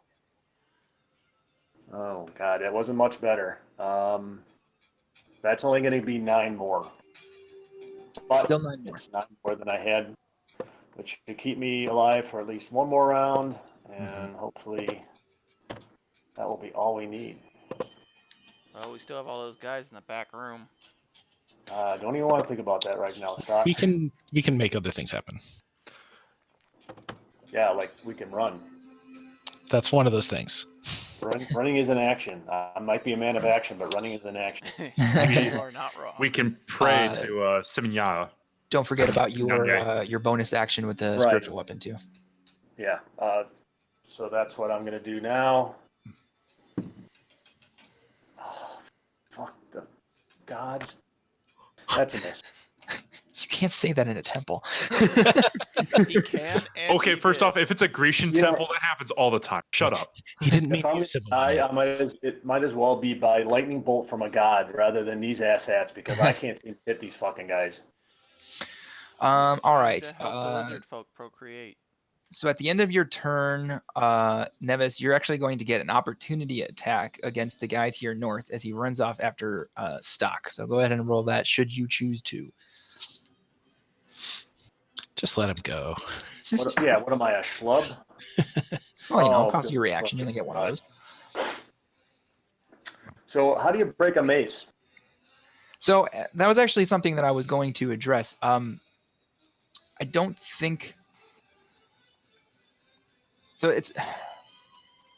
Maces are hard, right? Because obviously, like, it's just a bludgeoning weapon versus, the it's bladed basically weapon. a big block of metal, Yeah. Out of a town. Crack the handle.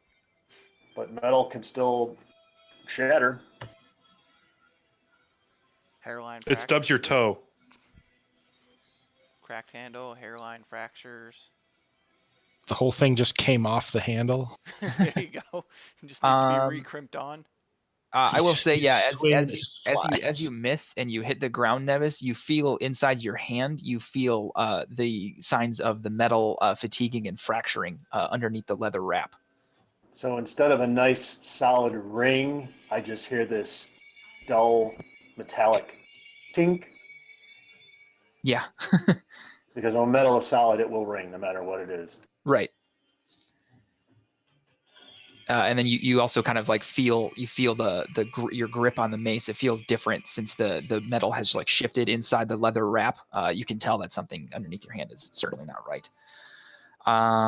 Okay, but then all right. So this guy is going to the guy here, West Nevis, is going to attempt another shocking grasp at you, and it's a 14 to hit, which I don't think does. Nope. Jesus Christ, how many spell slots do they have? Shocking grasp is a cantrip. The other guy running off after Stock, does a 17 hit you, Stock? Yes, it does. Yes, it does. Okay, so that's going to be for 7 slashing damage, and then you're up. All right. 7 slashing. Well, he is going to proceed to get smacked. That is a 21. Yep. That is 12 slashing. Nice. It's another one down. All right. That's an assist to Nevis. I will stand in a corpse again, so I can assist Nevis here in a minute. Okay. All right. Xanilor, you're up. I don't want to blast Vendy, so I'm gonna slide over here and then. I'm a wolf. You Blast. can easily shoot over me. Well, I still slid over. Okay. I was a little too close to the door. 19 to hit. Yes. 14 force. 14 Damn. force damage. All right. As you unleash this Eldritch Blast, it hits this guy who has been weakened by this spiritual hammer just pounding on him incessantly like a fucking hangover. And he actually smashes like against the pillar. And as the sounds in the room die down, you guys actually hear coming from the doorway sounds of combat. Let's just let this play out. You hear swords. You hear swords hitting things. You hear cries of pain and aggression, and you also hear occasional like as like a couple shocking grasps go off and things like that. And it's all coming from through that hallway. Does it sound like it's just like humanoids only, or is there some other kind of like animal sound? You don't hear any. Go ahead and make a nature check. I'm the wrong person to do that. Not a bad roll. 12. 12. All of the sounds appear to be intelligent and humanoid in nature. Okay. Things are being shouted in common. You don't hear any like bestial roars other than the sort of rage-induced shouts of men. Yeah, so then I'm gonna get out of my wild shape. And how long would it take to have a thin covering over that door to the north so we could take a short rest? A thin covering of what? Of earth, like casting mold earth repeatedly so that it covers the door or the hallway. I'll just help carry some of these boulders and junk. Mm-hmm. Yeah, how could we do that effectively, efficiently, and quickly?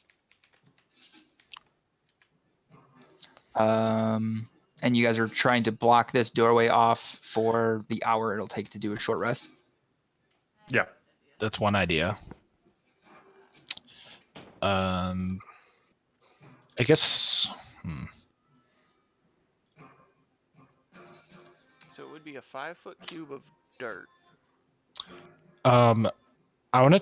Can I try to cast message if I remember one of the people who went through there, and try to message them, and say, "We killed your friends. How are you doing?" You could reply to this message. What are the you can send message to anyone that you know or have seen? What is it? It's you point your finger toward a creature within range, which is 120 feet. So I basically just want to point at that direction and hope that I connect.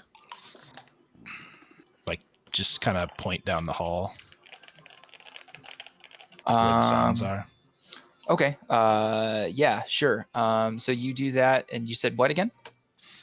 We killed your friends. How are you doing? You could reply to this message. They shout, I'm a bit busy, but we've almost got it. Guys, I think they're still alive. Let's try. So jam the door? Yeah. Did you ask him if there's another exit on the other side? Could we peer down the hallway while we're here and see what we see? I think that would be a question for Vask. Yeah, if you want to peer down the hallway. So here is what you will see. Because here the building is lit up.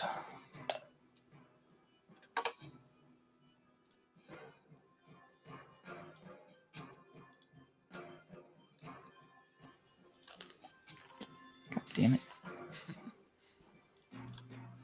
Well, I highlighted the area and it like registered as me like leaving my mouse on something that was not a map target. So anyone who peers down the hallway, you guys can see that. Okay. Thought, should we go and join whatever is attacking them and hope it doesn't attack us back until they are dead? Considering how I'm feeling right now, if they can hold out for a half hour to an hour, it will greatly improve my chances. Yeah. Well, I they would attacked us first. Let them suffer. Yeah, I would rather worry about us than worry about that right now. So yeah, I'm all for the barricade this at least temporarily enough where we can prevent them from getting in here for hopefully an hour. I mean, even if it gives us a minute to to get into an advantageous position, like we just need to slow them down. I vote barricade. Let's do it. Okay, so how are you barricading the door? Both me and my mage hand are gonna pick up this rubble and throw it into the doorway. Fairly certain there's a pretty low weight limit on mage hand. I think it's like 5 pounds. It's just trying. It's just trying. So picking up little specks. Yeah. So as Stock and whoever is joining him is picking up the big stuff, I'm casting Mold Earth to pack everything in. Okay. And it's within my movement, so I can do, a trip there, trip back every 12 seconds. Yeah. And then making sure that we have like a little archer's slit, whatever it's called. It's a slit. In order to be able to peer in.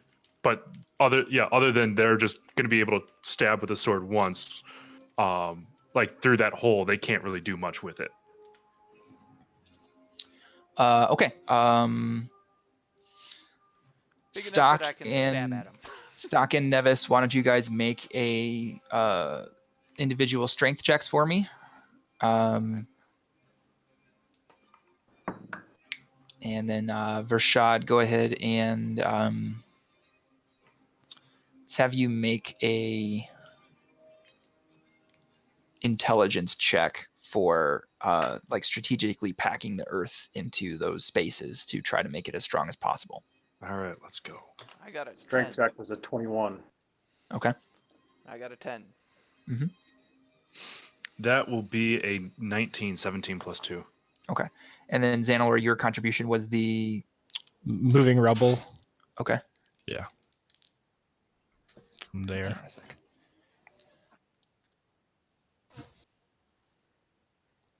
Fart. Yep. Didn't get far enough away from the microphone in time. I'm not trying. Oh, I thought Corey farted. Nope. I'm sure Alexis requires his assistance. He just had to go help right now when we're trying to save our asses.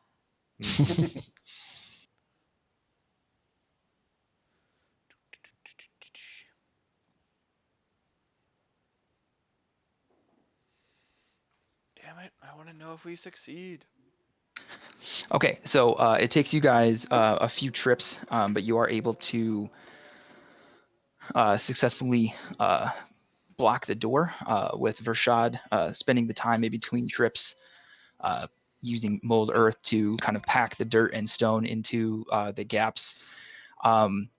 Basically, right as you guys finish with the barricade, everything goes quiet on the other side. Even through the slit, you don't hear anything anymore. Anything we can see? Well, I'm going to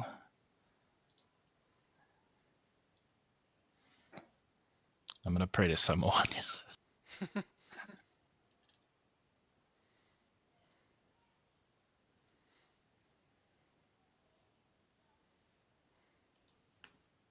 do that. So you guys can just see like a small fraction of what's happening. Mm-hmm. But it looks like the other figure that was in the room that isn't dressed the same as the guys who attacked you, it doesn't seem to be moving anymore. Okay. Do they seem to be moving? They look like they are trying to catch their breath. Well, that's great because we need to as well. Can we take a short rest? Okay. Yeah, sure. Let's go ahead and actually, let me see here real quick.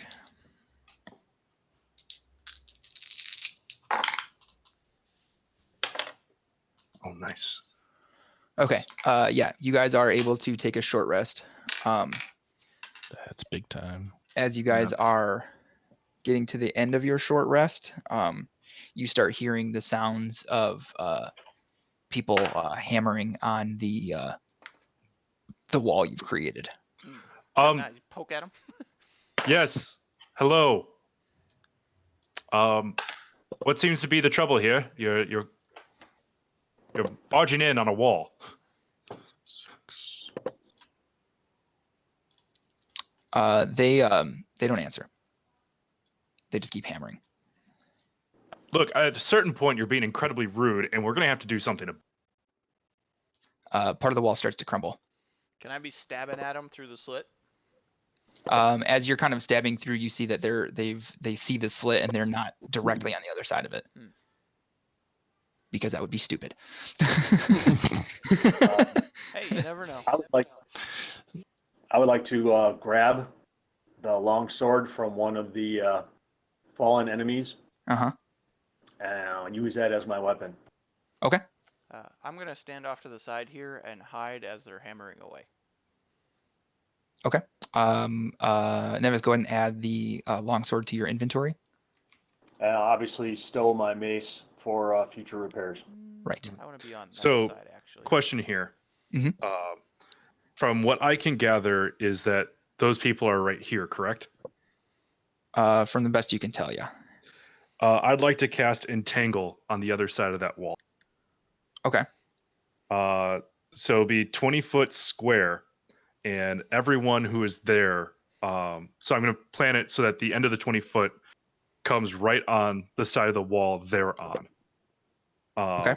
They all have to make saving throws, strength 14. Okay.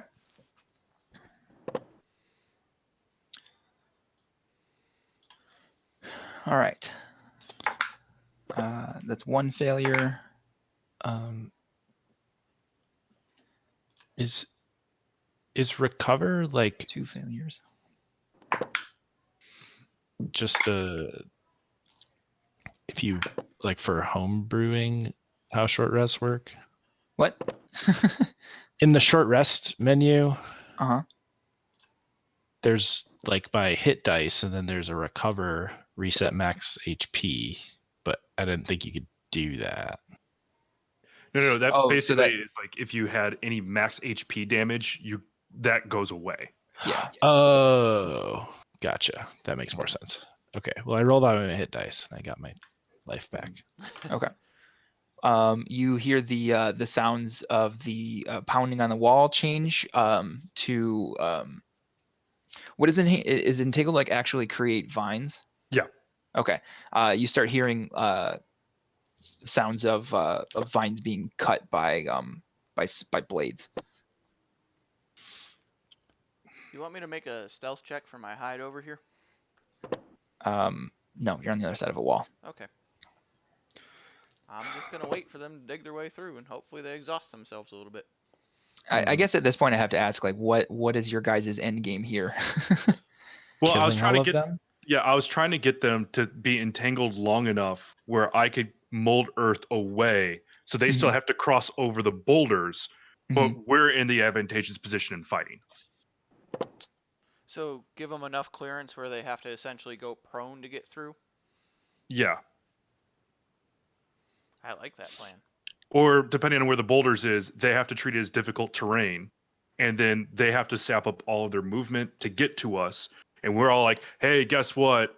You're Loki. We're the Avengers." Bap.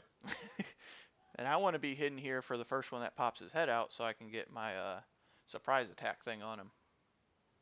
I think we wholesale plan on murdering these guys.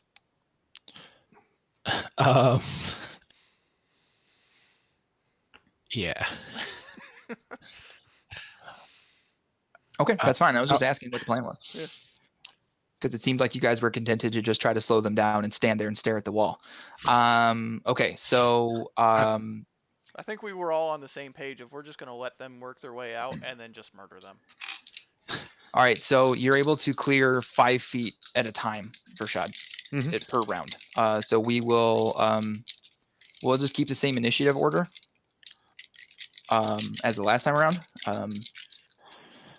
They're going to make their first round of attempts to save from getting out of the entanglement, right? You can save to get out of that, Jay? Yes. Okay. It's a repeat of strength 14. Okay. So one of them, let's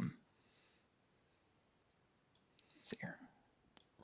And I want to try to hide behind this pillar if I can. Okay.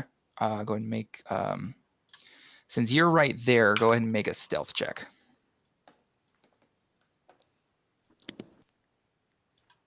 Uh, 11. Okay. Let's see something real quick. Okay. All right. You start hearing, you hear one of the people start chipping away at the remaining part of the wall again. Where are you going, from the top down, Rashad, or bottom up? I actually want to keep the bottom, and I want the middle to go away so Okay. that they'd have to climb over it as difficult terrain. So you want to basically open it like that. Yeah. Okay. So no, like from top to bottom. So like the middle third is what comes out, so they have to squeeze through it and leave themselves in vulnerable positions. Gotcha. Okay. All right. Is anybody doing anything before we get back to Versha? So Stock, Zanlor, Nevis, anything you guys are doing outside of what you've already attempted to do? Nope, staying here. If anything, I'm going to take one minor step back so I can still see what I'm doing, but I'm not going to be the first aggros. Okay. So as it gets to your How turn, much? what's up? How much opening did they make? They haven't Like- made too much of a not as much of a difference in it as Vershad taking it away did. Okay. But they're still just working on it because they need to get out. Does it seem like? I mean, is this like one round they're probably going to be able to get out, or like 3? Well, the next time to that tell. Vershad has a turn, there's Okay. going to be enough of an opening in the door for them to get through. Okay, then I'm not going anywhere. I mean, you could pot shot them. There should be enough of a hole for it. Yeah, can I do that? I'm just gonna shoot through the arrow slit and hope it hits something. Okay, yeah. Go ahead and make an attack. 13 to hit. A 13 misses. Damn, I just. Do they scream, "Oh fuck, they're still alive"? With you being behind cover and with them being behind cover as well, you didn't hit anything. Okay, so Vershad, you take out another 5-foot block next to the one that you took out, making a small opening for a person to try to squeeze through. Yes. Yeah. Okay. And then do I have the idea that people could reasonably squeeze through that? Yeah. Then I'm done helping them. Okay. So once you clear that out, they throw a corpse through the hole. And you guys see let's see. What was that one again? We all get the plague. No. So you see a metal man with one arm composed of a flat shield-like plate, and the other one is not holding anything. It looks like a man, but made out of metal. It has like muscles and things like that, and one of its arms just is a giant shield, but they throw it through and it doesn't do anything. Does anyone have a heart? Hey, not to question your guys' plan, but what is this? It's what we're gonna do to you if you don't move this fucking wall. Eldritch Blast. I'm just gonna keep waiting for them. Can I see them? You can, from where you are, you can kind of make out parts of some of them. Can I make out 2 of wall. them? Sort of. From being behind cover, not well.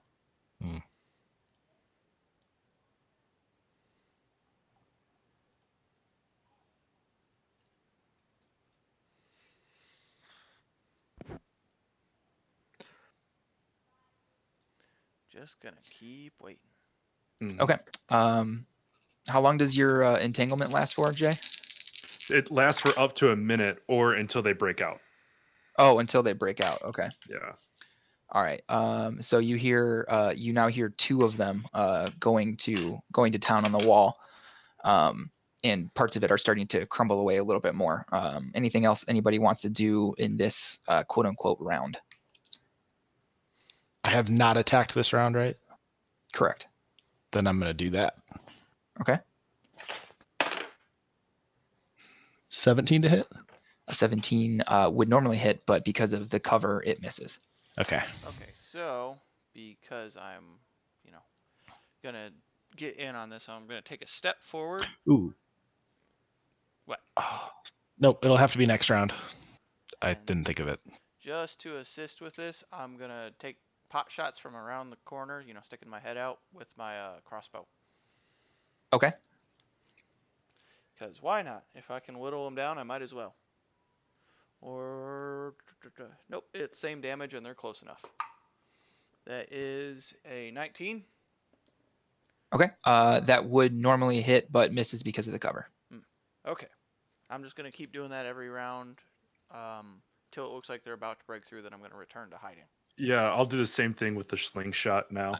I Okay. want to do something next round. Okay. So I'll step forward this way, load up with a slingshot, and I'm probably going to miss. I do miss. I rolled a 2. Your dice is going into the hospital again. It's not Dice Jail, it's Dice Hospital. Yeah. Because I'd like to believe it can eventually get better. Okay. Rehabilitated. On the start of the next round. Okay. What's the spell save DC, Jay? 14. 14. Okay. At the end of that round, you guys see some more of the wall crumble, and actually 2 of them clamber through the hole. Ah,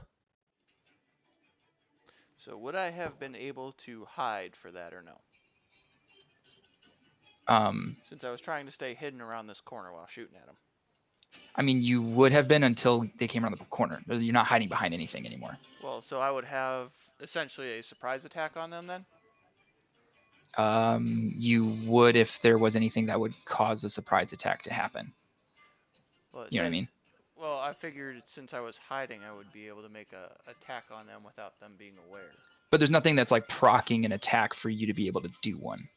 Because then this makes my surprise attack action completely useless. In this situation, the way that this played out, yes. Oh, Also, they're not surprised. Like, they know you guys are here. okay, I was just wondering because I was hidden around the corner. Sure. No, I understand what you're saying, right? Like, you were hidden before. They probably didn't know you were there, but now having come through and being in the room with you, now you're not behind cover anymore. Well, that was the thing. I was trying to get it where it would have been like, you know, a rogue hiding where they get a surprise attack because they're hidden and they're not knowing they're there. But they don't actually get, like, a special attack because of that. Yeah, I know. Okay. This ability just seems wholeheartedly useless in 99% of the time then.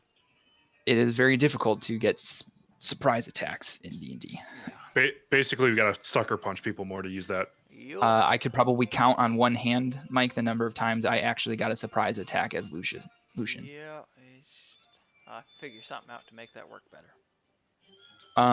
Okay, so they come in, and they're going to let's see. So that was They spent their action getting over the wall. no, it breaking would have open the been wall. difficult terrain.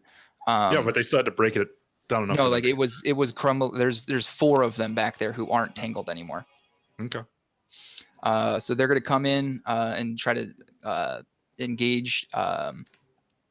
So this one is going to make 2 attacks against Nevis, and the other one's going to make 2 attacks against Stock. The 2 attacks against Nevis. One is a dirty 22. I think what Stock is the point he's trying to make is that we know where they're coming from. Mhm. As soon as we see them, we are going to attack them with weapons. Right, but Do we not get an initiate? Like, I guess you can't call it a surprise round, but we're waiting for them. Yeah, I mean, Nevis definitely, because he was just on. waiting. the Nevis, entire time. if you were holding an action, you would be able to attack once you saw one of them as your reaction. But Stock used his action to fire his crossbow. I understand what happened. But wouldn't this have been a new round because they're at the top? They are at the top of the round, yeah. So you would have had to held your Yeah. action from the last round. Yeah. So the main part of confusion I have out here, Mhm. and this is the only part that I have, is they had to, like, yes, there's 4 of them who can break down the wall out there, but to break down and then be able to move through, I don't understand how that one played out. So if you could spell out a little bit more, I think all of my issues would go away. So last round, 2 of them were breaking against the wall because Mhm. 3 of them were still Damn, that thing entangled. didn't kill any of them. Mm-hmm.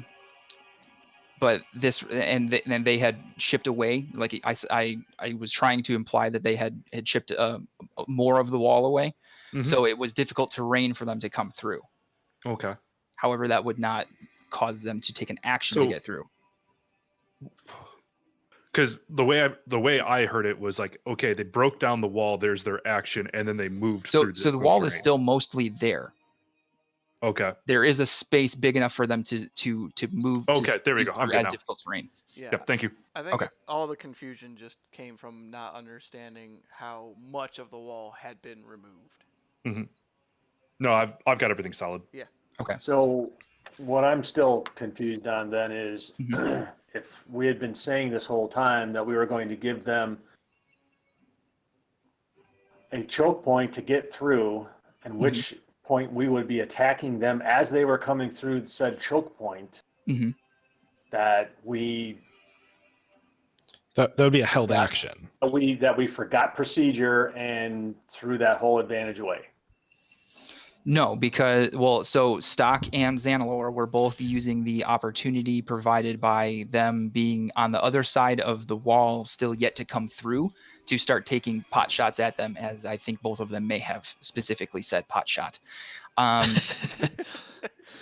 Vershad also used his action to use an attack with his sling to try to hit them as they were coming through the wall. Nevis, you did not, so I will allow you, because you guys said you were waiting for them to come through, I will allow you to have had a held action, which would be triggered by them coming through for you to make an attack. All right. So I don't know, I thought maybe I was close enough, maybe I was. I don't really know. But if I had my druthers, I'd have been standing close enough to be able to swing at them as soon as I saw any kind of movement of the enemy coming through the wall. Okay, that's fine. So yes, my action would have been held, and if I have forgotten parliamentary procedure to the point where that No, you're okay. This was a confusing circumstance. Yeah. They are this still is- going to be able to attack you unless you manage to murder him as he comes through the wall. Murder this- him. This is the first time we've ever tried to decide. Okay, this is how we're going to fight. It's a Yeah, very I know different. we're usually My apologies, the guys. one being ambushed, not doing the ambushing, except Yeah. that how this isn't really an ambush because they're aware of us. Yeah, We are and used- they had at least 1 point more on the initiative stack than we did. it was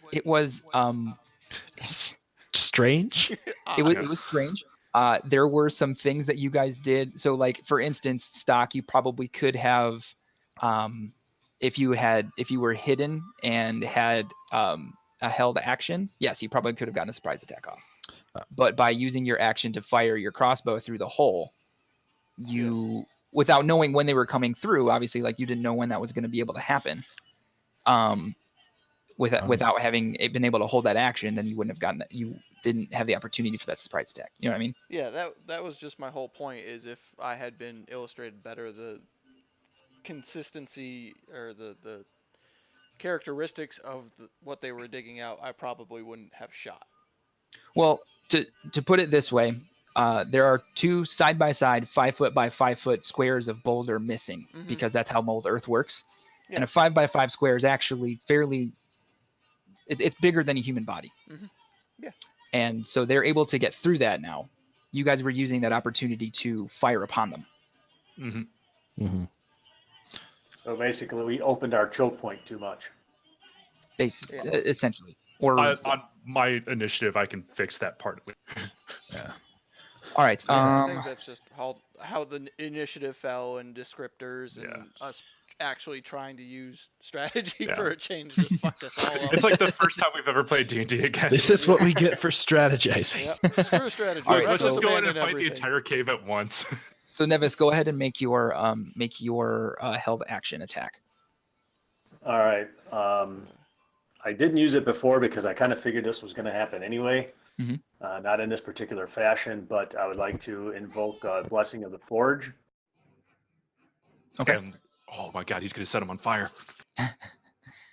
You're doing this No. to imbue the magic into that longsword? Into the sword, yes. Okay. And then I will make an attack with that sword against the guy next to me. Okay. Go ahead and roll your attack. That is a nat 20. Nice. Ooh. So longsword is an 8.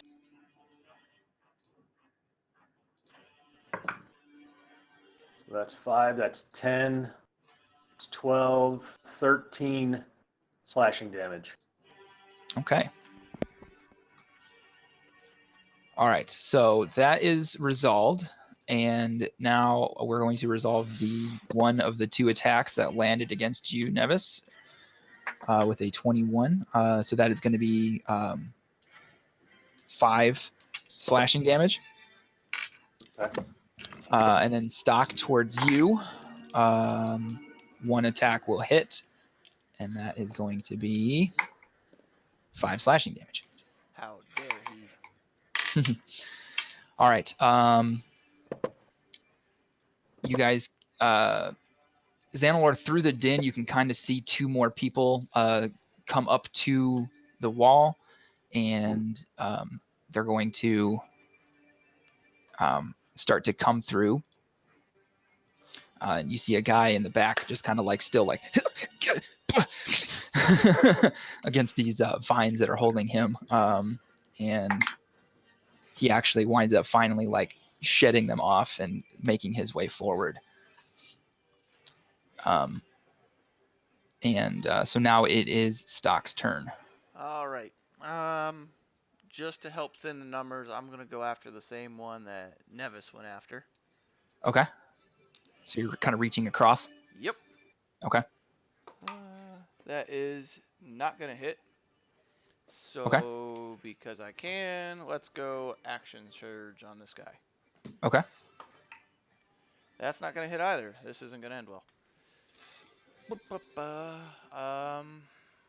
me make sure I don't want to move, but I'm essentially done. Yeah. Okay. I'll step there just to help cover more area. Okay. All right. Xanalor. I'm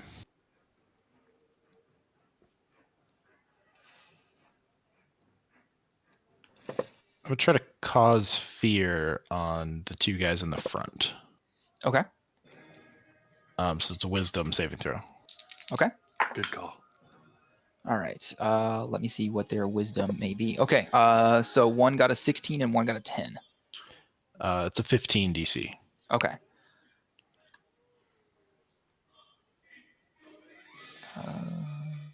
We'll go with that one, I guess, for fear. Okay. Okay. Anything else? Try to hide.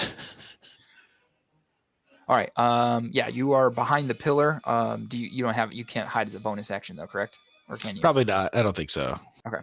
All right, Vershad. All right. So, given the fact that this guy is probably going to retreat away from the number of enemies that we have and likely go backwards, I'm going to cast Mold Earth to reshape this wall, trapping him in it. There's no save. There's no nothing. It just happens.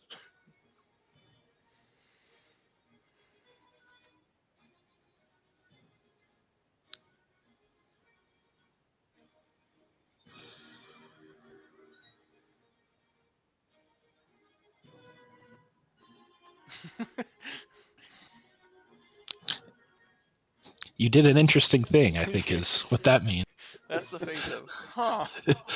That's the face of, I don't want this to succeed, but I feel like I might have to. Or is this a thing that should happen? No, I think he's trying to determine the actual cohesive power of the earth of the spell. Okay.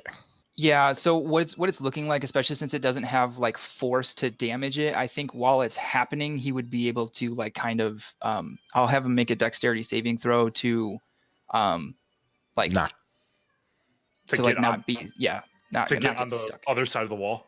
Right. Yeah, basically like Okay. him just kind of like I'm cool with that. stumbling Either out. way, it improves the choke point. That's fine. Okay. Yeah. So he winds up kind of falling backwards. So he's prone back here. And then just to remind me where the wall is, that is now the wall. I will do this. It is Cool. Yeah. Sweet deal. And then as my bonus action, I'm going to invoke my ability again. And this time, instead of a unicorn, I want to say it's the bear. And let me get this out so I can read the ability correctly. You want the one that grants your allies might and endurance? So the bear spirit grants you and your allies its might and endurance. Each creature of your choice in the aura appears to get 5+ druid level temporary hit points. They get advantage on strength checks and strength saving throws. And I don't know if a attack using a strength check weapon is a strength check. I don't know. But everyone here gets 8 temporary hit points, Ooh, Woo. I like those. and you now have the ability to have advantage on any strength checks or saving throws. And that's my bonus action. So that, and then to make sure that this afraid guy isn't going to run towards the side for my movement, I'm just going to go this way and go, ah! And that's my turn. I think it's a strength check because you add your modifier. But... It is not considered a check. Yeah. Yeah. Yep. Shit's weird. I don't know. I've never played a druid before, guys. Works for me. But I've I'm never done that before. We're trying all kinds of crazy shit so we don't die to death. This is why I don't play casters. I have too much responsibility. Really quick, I'm just trying to sort something out about some verbiage really quick pertaining to Xanalor's spell. We are throwing so much weird shit out today. Mm-hmm. 2 weeks off and let's do all the weird shit we can think of at once. Okay. I mean, Corey knows exactly what the build of my character was. Yeah. Okay. All right. He can't actively move closer to Xanalor. So. Oh, okay. Yep. All right. I'm Nevis, still going, because that's how I think the spell works. Nevis, you're up. He's just scared of me. All right. Well, the only options I have are to continue the melee. Okay. With the sword. So, what's my bow here? Wow. That's only an 11. Not Okay. gonna hit. Yeah, no, an 11 will not hit. All right. So it is their turn. This guy is going to move there. Actually, a 12. It still won't hit, right? Right. I This keep guy forgetting is to gonna add the move blessing of the fourth. there. Oh, you stepped on the plague, Doctor.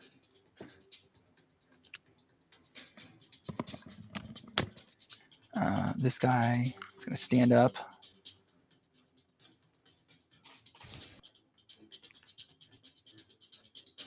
So he'll be able to move there. And then this guy is going to. Yeah. Okay.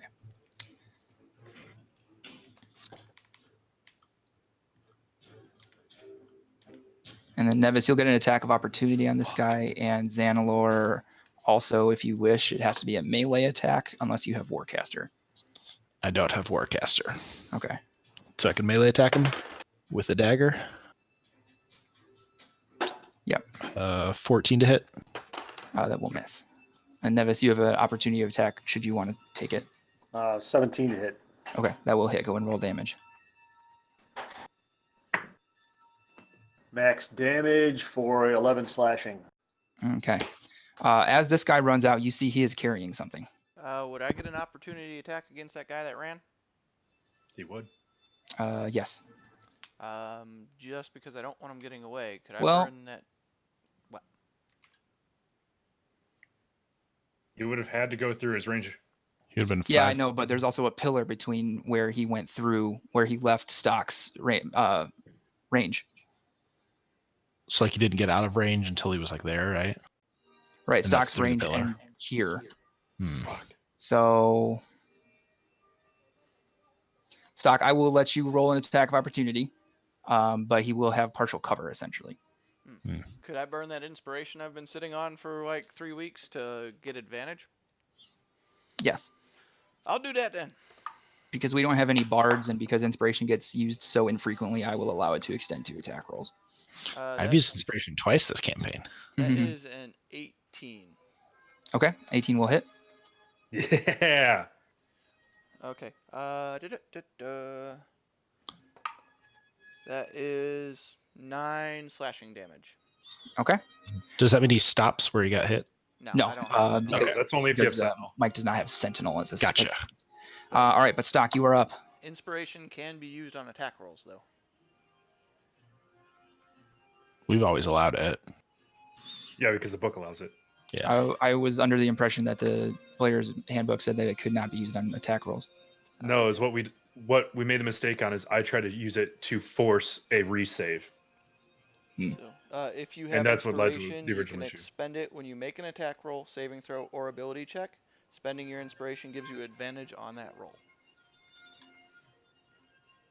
I just clicked on the inspiration thing on the page. Gotcha. And it pulls it up. But yeah, I will risk the opportunity attacks and go there. Yeah, I will risk 3 opportunity attacks to essentially cut this guy off. Okay. All right. What's your armor class again? 15. 15. Okay. All 3 hit. Okay. So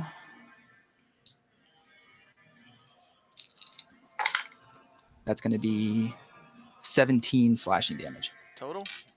Yeah. All right. I will take that. Okay.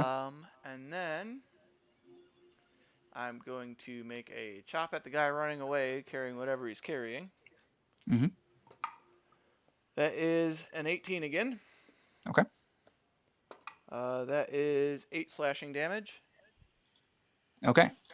He falls down and drops the box. Good. Then I'm going to use my bonus action to do a second wind to regain some hit points. Okay. And that is 13 hit points. I rolled a 10. Okay. And I have concluded.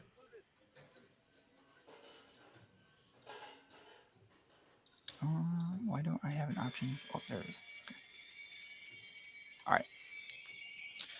Okay. Xanilor, you're up. All right, I'm gonna slide to this side of the pillar. And then Eldritch Blast this fella. Okay. How's a 26 to hit? That'll hit even with the cover. Also, 9 plus just 5 so is you know, 4. if you want to mitigate like them having cover, if you just like step in a direction where you can shoot them without being obstructed, and then step back at the end of your turn, then you don't have to worry about them having that boost to their AC. Okay. I will do that next time. Yeah, we haven't had a lot of people behind cover. Yeah. Yeah. I'm But trying to use it because I'm trying to make my maps more 3-dimensional. Yeah. How I almost dare died last time, so I'm trying to use it for myself. Right. But I want to stay that this guy can see me. Okay. Dare you try and elevate The your game scared authority. guy. I want Yeah, him yeah. to see me. Yeah. Mhm. Oh yeah, I forgot. I forgot that he had a turn. Those 2 guys did actually. I forgot. It's my fault. I Go had for to it. say so. Oh, cool. He was too scared to move. Embrace all of the crazy shit. He took an action to change his pants. I, much like you guys, were too distracted by the man with the box. What's in the box? Now it's time for the dogs that get beat. All right. I'm all done. How much damage?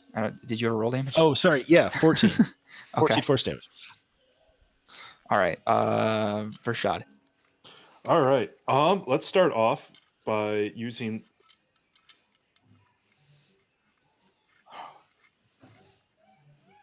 I'm going to have a very, very bold play here. I'm going to cast for my last level 1 spell, Entangle again. Okay. But I'm going to put it in a box so that I have to save as well. Okay. So the 20-foot box will begin right here. 5, 10, 15, 25, 10, 15, 20, and end right there. So the 4 bad guys and I need to make a strength saving throw. You want it to be like that? Yes, specifically that. Okay. And I rolled a 4. I'm restrained. Okay. They all failed. Wonderful. And then with my bonus action, I'm going to cast Shillelagh, and Okay. that ends my turn. All right. Nevis. All right. I assume this spell will still allow me to make attacks. Yep, Yes, with advantage. yeah. They're just tangled up in vines. Oh, okay. Awesome. Net 20. Damn. There we Nice. go. Steve Nash all day. It's going to be 11 slashing damage on the guy right in front of me. All right. That will end my turn. All right. So these guys are up. This guy is going to he's going to attempt to make 2 swings at Nevis. That's the guy who's scared, right? Yeah. Okay. So he has disadvantage. So that first one's a miss, and the second one is also a miss. The other 3 guys are going to attempt to make saves to get out of the vines again. They're like, this shit again. Fuck this shit. This guy makes it. Okay, cool. And that burns his action. Yes. So now it And is it's Stock's still turn. Okay. difficult terrain. 10, 15. Yeah. I will go right there. And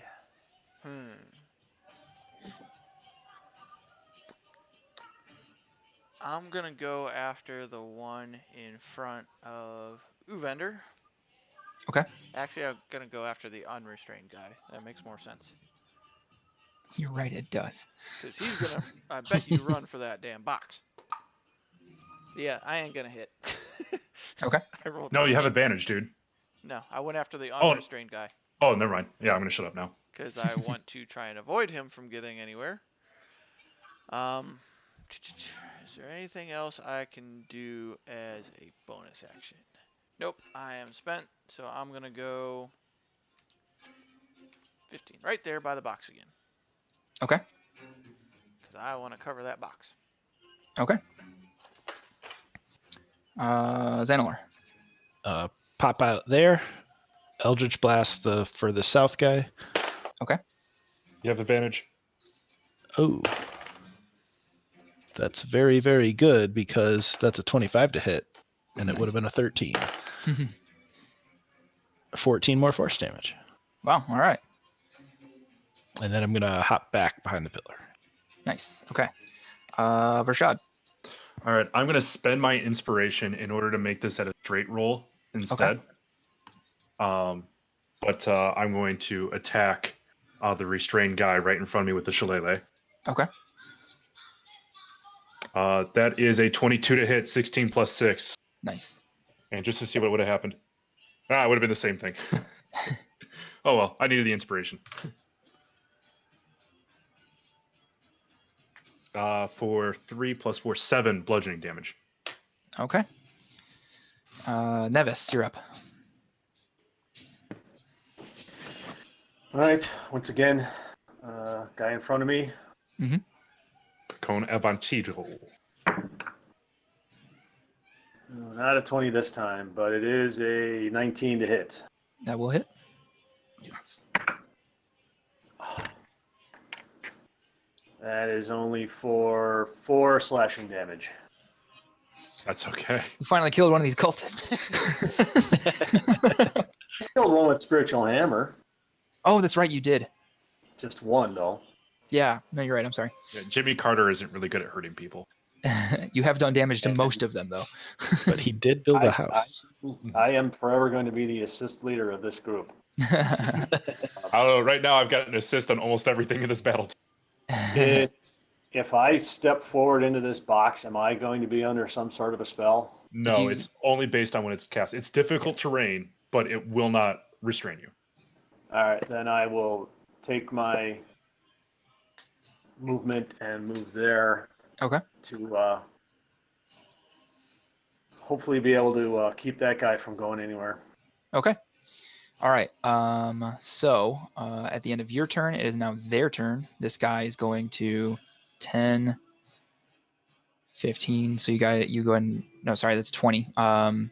Get a attack of opportunity, Nevis, as he.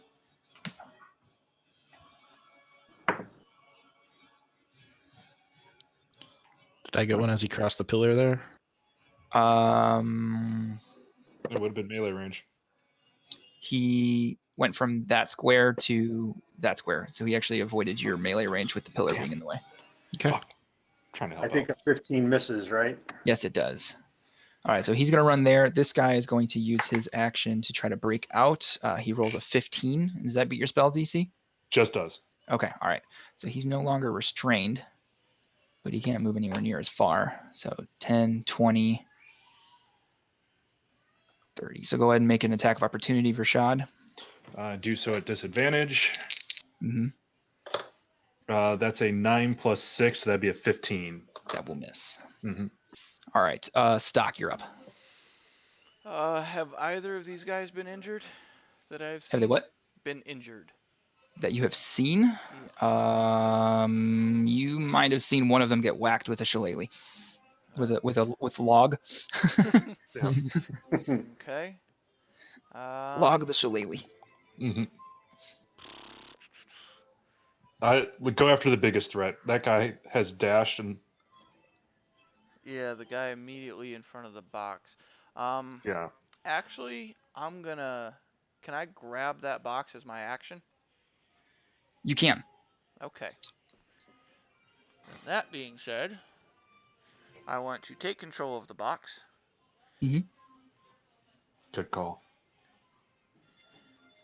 And It's going to be so the Is box it a one-hander? feels the box feels incredibly heavy to you, Stock. You'll only Okay. be able to move at half speed Okay. while carrying it. Then I want to go 5, 10, 15 right there. Get the box up closer to our people. Okay. And that would be my action, correct? Yep. Action and movement. Okay. Bonus action. I got jack fucking shit, but I moved the box. Okay. Xanalor, you're up. I'm Eldritch Blasting this dude. Okay.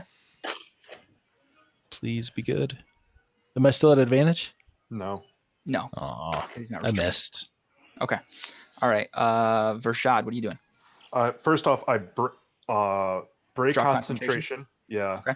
Out there, so that's gone. What does that use in my action economy to break concentration? You just stop thinking about it. It actually doesn't use an action. Cool. Then what I'm going to do is I'm going to wild shape back into the wolf. Okay. So my temporary or the hit points I have are right there, and then the temporary hit points I have will be in the blue box if you ever need to see those. Okay. So I'm now a wolf that uses my action, and I'm going to move 5, 10, 15, 20, 25, 30 to make sure that actually, you know what? 35 in order to make sure that it's as hard as possible to get through us if we're going to contest the box. And that's my Okay. turn. All right. Nevis, you're up. All right. First, let me say, Stock, awesome idea, grabbing the box. Now let's make sure we can do something about this. So, move 15 to here, Mhm. and attempt a melee on that guy to the south of me. Okay. And that hit all sorts of shit. An 18 hits. 18 does hit. For 7 slashing damage. Okay. Ends my turn. All right. At the end of your turn, it is their turn.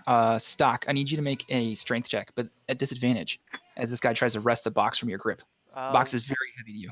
With freaking Vershad's totem bear thing, is that still up? Yeah, it is. So I would Yes, have so it'd be a straight roll. Winning. I had Oh, no fuck idea it was me. going to be that helpful. What'd you roll? A 1. Okay. Oh, So the box gets pulled out of your grasp, Okay. and this guy runs.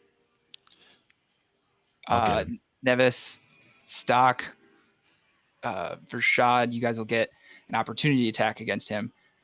Okay. Once he's moved to there, actually. So we'll address that, see if he dies. If not, then Just keep track of how far he goes, please. Yes, that's an 18 plus 4. That's a 22 to hit. okay. and that'll be 2d4 plus 2 piercing damage. That's 7 plus 2, 9 piercing damage. It needs to make a strength saving throw or be knocked prone. 17. Okay. But he still takes the Yes. piercing damage. Stock, Uh, Nevis. Nope. For my Okay. opportunity attack, can I attempt to grapple him? Well, let me look. Interesting move. That is an interesting move. It is. You guys are really pulling out the stops. Well, you threw us in what appeared to be a no-win situation, so. No, I did not. While you're at it, if you see anything relevant to trip someone as an opportunity attack, To trying to what? trip them, Okay. I'd be curious. Obviously not relevant right now. Mhm. It needs to be a melee attack. Okay. So no, Nevis, you cannot try to grapple him. Sorry. Okay. Then I will attempt melee. Okay. Do I have advantage because he's running away or being flanked by anyone? Nope. It is a straight roll. That is a 16 hit. Just barely hits. 7 slashing. Come on. Come on. Come on. Yeah! Yeah! What happened? He's dead. Oh, he's dead. I didn't see it. There's still one more, and he's This closer guy- than anyone except the guy who can't grab it. This guy uses 10 feet of his movement and his action to pick up the box. How much more movement does he have? Well, he uses action to pick it up too, so Can't dash. He gets 2 there. He's in the doorway. Would I get Okay. a opportunity attack because he left my reach? You do not have 2 reactions Oh in yeah, a that's turn. fucking right. Okay. that's okay. That's okay. We got one last salvo on him. What do you mean one last? And We're it gonna is Stock's chase him turn. out the fucking door. I can chase him to the end of the earth. Okay. Then Alright. fucking chase him. 5, 10, 15, 20 to go there. I want to try and rip the box from his hands now. Oh, Okay. no. Go ahead and make a strength check. You do not have disadvantage this time, so it is with advantage. Aha. Come on, Zach. Come out of that water. That is a 22. You rip the box out of this guy's hands. Oh my god, I've got pit stains on the internet right now. All right, I will So use. Stock, you are in possession of the box. Since it's half my movement and I have 10 feet left, I'm going right there. Okay. I don't care if I take an opportunity attack. I'm still high up on hit points. You are going to. This That has is become a going to rugby be match. This is a 17 to hit. That hits. I'm only going to have him do one-handed because he was able to just barely pull his sword out as you rip the box away from him. Because I feel like allowing him to do it 2 hands is just rude. Yes. But that is max damage, so take 10 anyway, you bitch. Xanilor, you're up. I think this guy needs to be more afraid of us. Okay. Oh, no. Actually, better idea. I'm going to go 5, 10, 15. I don't need to go there. I'll go there. And then cast blindness. Okay. So it's a constitution saving throw. Okay. He rolled a 19. Oh. Son of a... I like the idea. Then instead, I'm going to go 5, 10. How many did I move already? 10? Yeah, so that's 20. Okay.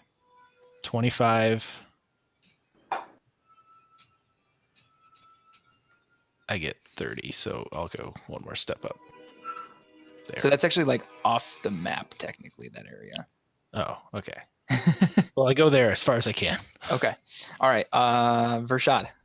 All right. I don't understand why we're being so fancy right now as a character. I understand it fine as a being, but as someone with an intelligence of 3, I'm going to 5, 10, 15, and I'm going to make another bite attack. Okay. He rolled a 12 for his strength saving throw. So he'd still pass. Okay. And because I don't have advantage, because no one else is within 5 feet of him, I miss. Okay. Yeah. All right. Nevis. All right. 5, 10, 15, 20. And a melee attempt. Okay. Wow. Not going to make it. Okay. It was not a crit, though. Okay. All right. Well, also, Nevis, I feel like I need to point this out because we haven't had to address it yet.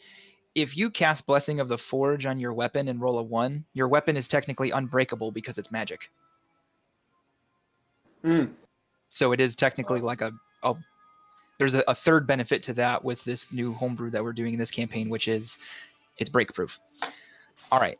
This guy is going to he's going to double up on his longsword. He's going to make a swing at Vershad and a swing at Nevis in an attempt to try to make space for him to shoot back through towards the box. So against Vershad, that's going to be a 11. Doesn't hit. 13. Okay. And against Nevis, that's going to be a 5. Okay. He's still going to push through, use 10 feet of his, but he's already used his action. So he's right there poised to try to take the box from Stock. Next turn, Stock, what do you do? Go. I am dashing. Do I get to stab him first? He's still in range. He didn't. Still in your That's melee right. It's range. the leave range. Yeah. So he's going to make a melee attack against Stock. That's going to be a 19 to hit him. That hits. For 8 slashing damage. All right. I'm still good. Okay. So Stock is able to move 30 feet since he dashed. Yeah, so there you go. Xanalor, you're up. I want to kick him down the stairs.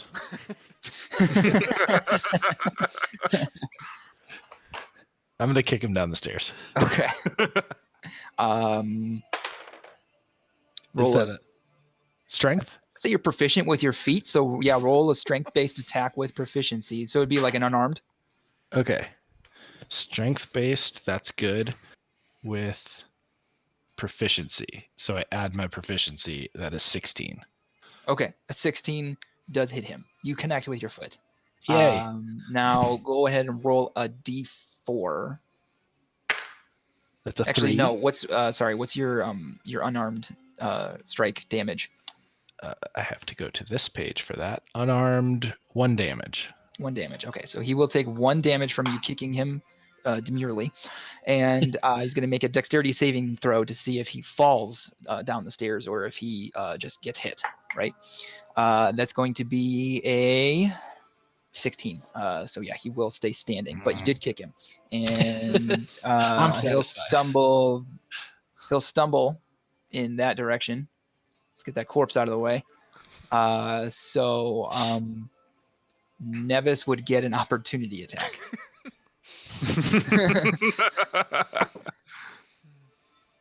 Oh, gosh. I think that's only a 14. Yep. It's only a Okay. 14 I missed. All right, that's fine. You're not used to swinging at people who are falling down the stairs. Vershad, you're up. I'm going to hold my bite attack Okay. for when Nevis comes up and attacks him because I'll get advantage for it. Okay, so the wolf has pack tactics. If there is another allied creature within 5 feet of the guy, when I attack with advantage. Okay, so your trigger for your reaction is going to be Nevis moving into position and taking an attack? Correct. Okay, got it. So, basically it's going to be when Nevis gets within 5 feet, that's when I attack. Okay. All right. Nevis, you're up. All right. Never let it be said that the dude did not abide. All right. That will be a 17 plus 4, a 21 to hit. Okay. And he rolled a 16 on his strength saving throw. So he's still standing, but takes 4 plus 2. That'll be 6 piercing damage. Okay. All right, Nevis, your turn. I rolled a 19 to hit. Yep. For 8 slashing. Nice. Okay. Say it so. It's his Say it turn. so. Fuck. He is going to. Well, since you guys both went, you have fresh reactions. So the two of you, Vershad and Nevis, have an opportunity attack. Do I get this with pack tactics again because of Nevis? Read me pack tactics. The wolf has advantage on attack rolls against a creature if at least one of the wolf's allies is within 5 feet of the creature. Ally is incapacitated. I'm going to say no because it's him leaving that range. Okay. And I missed. 15 plus 4, 19. All right. Give me that prone roll. You roll an 8. He's prone. And takes 7 piercing damage. Okay, so he takes 7 piercing damage. Non-lethal. You see him fall down. Stands back up. And he moves. He like kind of falls 10 feet further. He stumbles 10 feet further, and that's the end of his turn. Stock, you're up. What do you do? Go. You're dashing through the hall? Yep. Okay.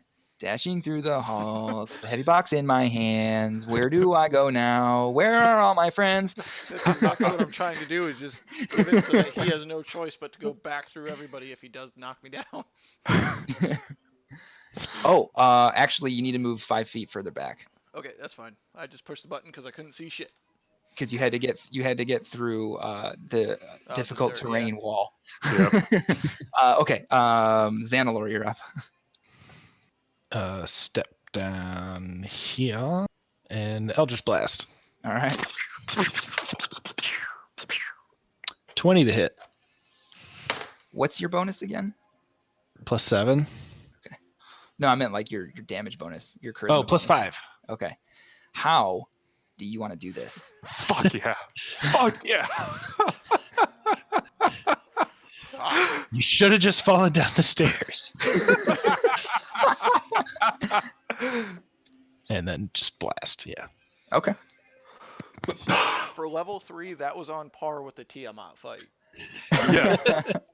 Like, first Do off, I know they're getting whether or 2 not- attacks on us. Do I notice whether or not Stock is still moving towards the room? Oh, I'm still running. You saw Stock disappear through the hole that was left in the mold earth wall, and you saw him recede into the distance. You don't see him anymore.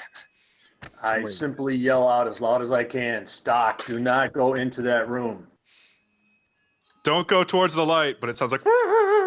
Stock, the room that you're in, the room that you're currently in this stout antechamber, lie the bodies of machinations, the likes of which have never been seen by the party until one got thrown through the hole in the wall.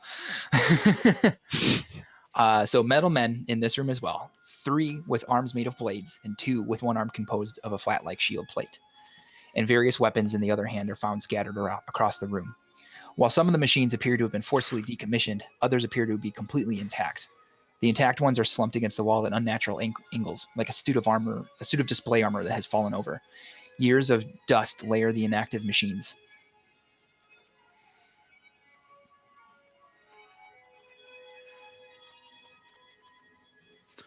Fuck. Okay. Hearing Nevis yell at me, I'm going to run back this way with the box. At this point, I'm going to get out of wolf form. And on my knees, I'm just panting. Now that we don't need the box there, I'm gonna delete that. Sorry. Do you guys think they carried any potions? It's certainly worth checking. I want to go to the metal man corpse, like push Okay. this other corpse off of him, Yeah. and try to cast Spare the Dying. Okay. So you cast Spare the Dying, and it appears as though whatever energy force was feeding this machine at one point, it's certainly not steam or anything like that, which you may have seen before, if that even exists at this point. But it whatever force was powering this thing is no more. Okay. I will. So the box now stock that you hold in your hands is very ornate. All of you can feel its presence, like not just the fact that you were clued into the fact that like that's probably what you were here for, and these guys were fucking trying to book out of the building with it. You just feel sort of like drawn to it, like your attention always, like you're always aware of, like even if you're looking around the room, you still like know in your mind like exactly where this box is. Okay. And if you look, and its surfaces aren't themselves reflective, but as you guys look at the box, you find yourselves enamored by a reflection that you see of yourself holding the box. Sort of like the mirror of Erised. Precious. I assume at this point in time that we've lost that the temporary hit points that we gained. I would assume so. How long does this last? If not, I would say they probably go away at your next long rest.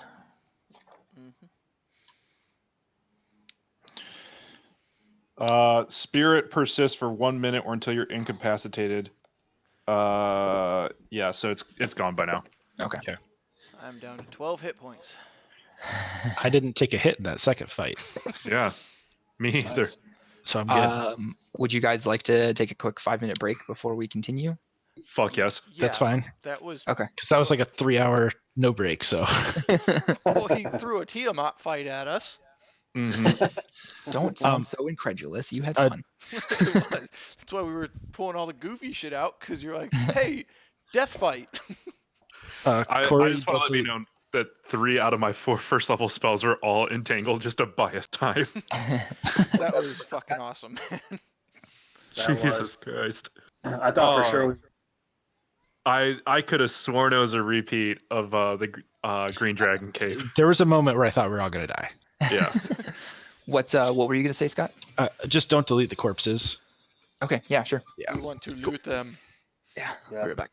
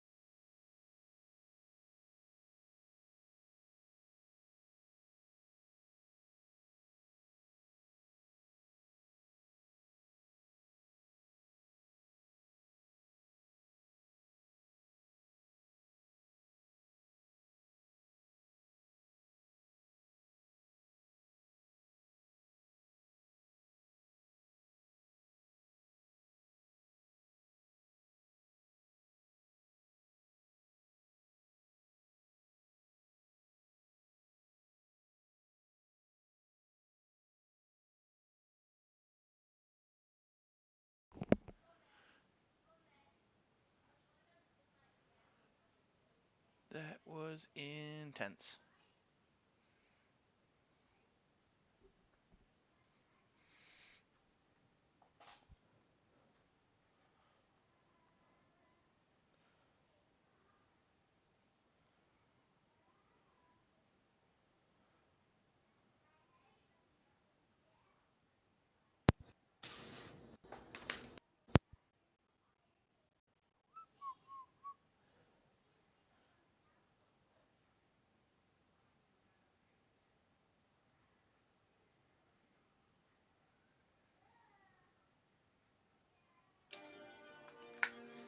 Welcome back.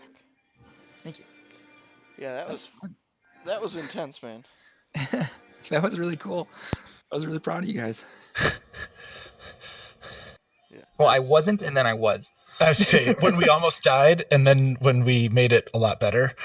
No, I wasn't really proud of you guys when you did yet another. We're gonna act like good guys most of the time, but then when and then every once in a while we're gonna pull out a complete bad guy move. What was the bad guy move? When you guys left that Warforged for dead to fight against. Well, I couldn't tell if it was good or not. I thought it was a golem. We didn't even know what it was. We couldn't even see Well, all the way yeah. down there. We just heard fighting. We're like, nope. I did suggest we go down there to fight them because maybe they would be vulnerable. You did, but ultimately you were unsuccessful in moving the party. Correct. It Well, wasn't. regardless of good guy, bad guy stuff, that was the most interesting fight I think we've had in a long time. Yeah. There was a shit ton of It- innovation. There was weird shit, if you want to call it that. That was There, intense. I didn't there's a think we were lot going to going make on. We tried a lot of stuff. It was scary. And honestly, I think the nicest thing was that we didn't understand something, and we, took the time to hash it out, so we could all be like, okay, that makes sense. Yeah, no, I thought that was good, and that was definitely something that we needed to address like right then. It wasn't something where it was like, oh, this is how it's going to be. We'll talk about it later. Yeah. All four of us were confused at like, wait, what? Just Right, yeah. used in different ways. Yeah. And I went that entire second round without a single spell slot. Yeah. I went most of that second round without it being able to attack. Guys, Wild Shape's kind of fucking awesome. Yeah. I was fighting people over a box. By the way, Jay, are you a moon circle? No, I'm Circle of the Shepherd Oh, yeah. I think from we talked about that. Xanathar's Guide to Everything. Yeah. So it becomes a lot more different as I get to higher levels. Mm-hmm. All right. So now that we're all back, what do you guys want to do? You guys are in this. You guys are still in the. I'm gonna go around to each of the corpses and cast Spare the Dying.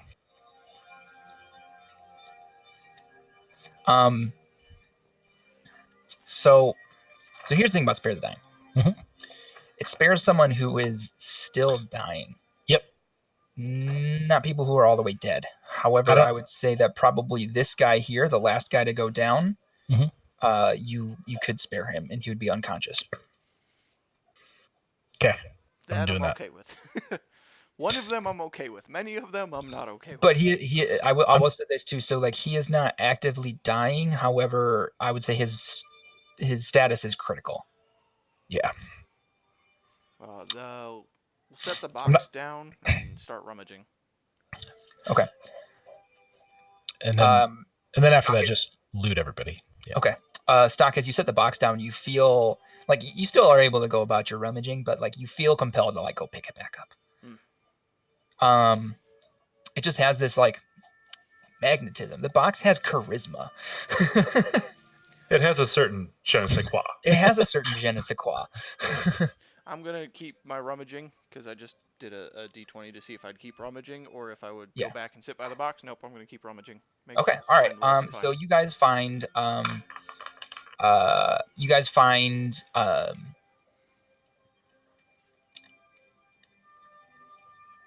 what do you find?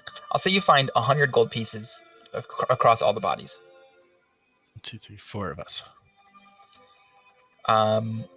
You find a number of long swords equal to the number of bodies here. Also a number of chain armor for an average sized human. Chainmail armor. Outside of that, this guy here is in possession of a map of the Sword Coast. And this map has marked on it the location that you currently are in. We take it. Okay. Just for the memories, though. Well, not that it's going to help lead us anywhere, but maybe someone can figure out who exactly gave them this location. Yeah. So, how many? 1, 2, 3. Anyone wants to make an Arcana check on the box? But there's 10 of them, correct? Yes. And you said chain armor? Chainmail. Chainmail, okay. I just want to see which is worth more to carry back. It's going to be very difficult to carry 10 sets of chainmail back, Stock. Ha, I'm strong. Deal with it. You will be able to do nothing else but carry them. It'd be like carrying the box. Man, if only Charlie was here. That's an in-character thought, not an out-of-character thought. Are all of the robes on these people like torn up and bloodstained, or are there any that are still pretty clean? Are you looking for like disguising purposes? Uh-huh. So the biggest thing, Xanilor, go ahead and make an investigation check for me. 11. 11. So the biggest thing about these robes is they're not all the same. Many of them are wearing colors from the Mages College, but that doesn't necessarily mean anything. There is like most of them are, they're soaked in swamp mud. Most of them are soaked in the blood of the wearer, if not the people around them. Dirt, dust, even some weird sludgy stuff that seems to be coming from the metal man. But yeah, most of them are not clean. If you were looking for I was hoping. And then, as far as the symbol, like, does somebody have like a necklace, or like where are we seeing that symbol? it's more of a patch. So I want to take the patches, You can take all the patches. all of them that I can find. Yeah. Okay. Yeah, I mean, all of them have a patch on their robes in one place or another. Yeah. I'm taking all the patches. Yeah, and so I'll try to like make a better render of it this Yeah. week so you guys can see that. But yeah, basically it's like a large, the forefront of it is a diamond with like geometric shapes below it and sort of behind it, obviously, because the forefront is the diamond. Behind it, it looks like maybe like mountains of some sort, and like a trapezoidal type structure. And then behind the mountains and behind the diamond are three brilliant rays of light shooting off from behind it. Just because of the robes and the fact they're casting a spell, Mhm. I'd like to investigate one of the corpses to determine how they went about it. Okay. Why don't you go ahead and make a, let's call this one an Arcana check.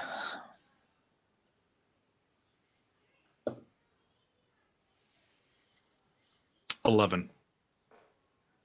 Okay. So while you're looking through, it appears as though they don't have any. Way to go, Bear. They don't have any spell components on them. It appears whatever they were casting is probably akin to the cantrips that you cast. But there's no books at all. No. Okay.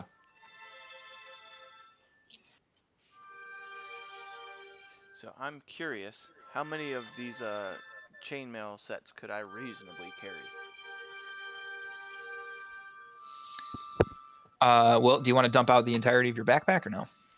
Well, I'm just curious because I count as one size larger for carrying capacity. I just like to, without dumping out my backpack, how many could I reasonably carry? Without dumping out your backpack, I mean, it depends on how not like encumbered as in like not able to move, but like how difficult you want the journey home to be, right? Like it's going to take you basically both arms to carry most of them. Like it's a chain shirt for a medium person, so it's going to be, or a chain mail, so it's longer than a shirt. Yeah, So it's going to be probably like one per arm, unless you want to like carry a bundle of them like this. I was thinking of using my rope and tying them into a bundle.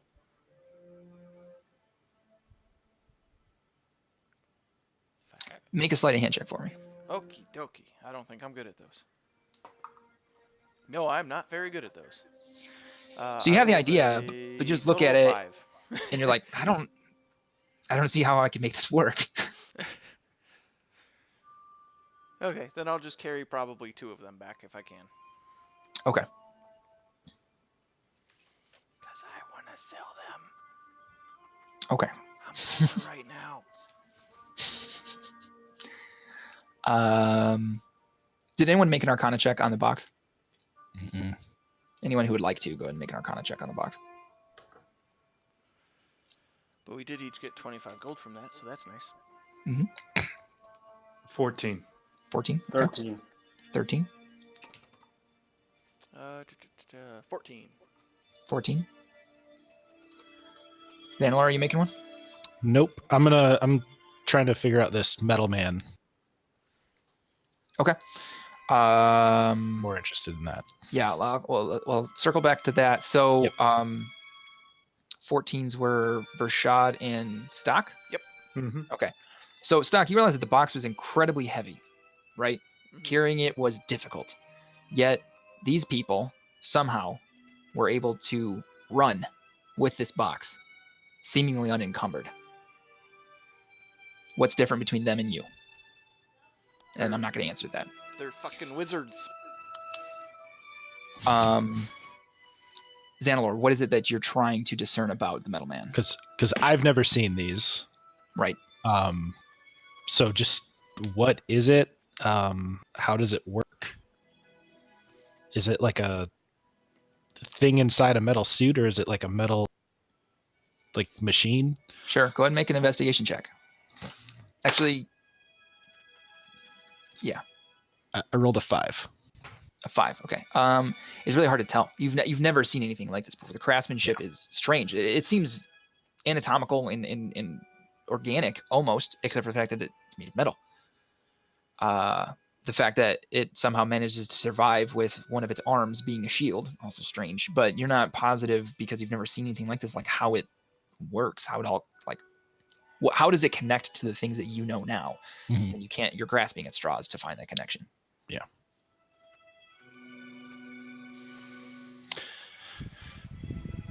I'd like to ask Nevis if he can make heads or tails of the Metal Man. It seems like it would be in his wheelhouse, at least semi. More than any of the rest of us. Sure.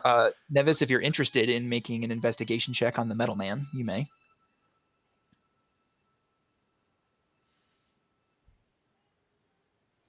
Sorry, I was taking care of some housekeeping chores. Mm. Metal Man investigation. Good lord, that's only a 4. I'm not even going to add my modifier. Okay. Yeah, basically the same as Xanalor. You know, even with your training as someone who runs a forge, you know, Ulfgar never showed you anything like this, and never even talked about anything like this being possibly creatable, craftable. Like, how do you to craft Metal Man is one thing. You look at it, you go, I could probably do this, but like this, you saw through the hallway, it was fighting people. How does one do that? That's a question that you can't answer. Metagaming, though, Hephaestus was known for having, this probably isn't the right word, but automatons that he Automatons? crafted. Automatons, yeah. And in one of the mythologies. Sure. So I guess I probably would have known that in the actual game if I had rolled other than Tell you a what, lousy 4. because that's a good point. Because of your deity, roll again. So basically, you'll have rolled with advantage. All right, I'm going to use a different one. That's much better. 17 plus that's an 18.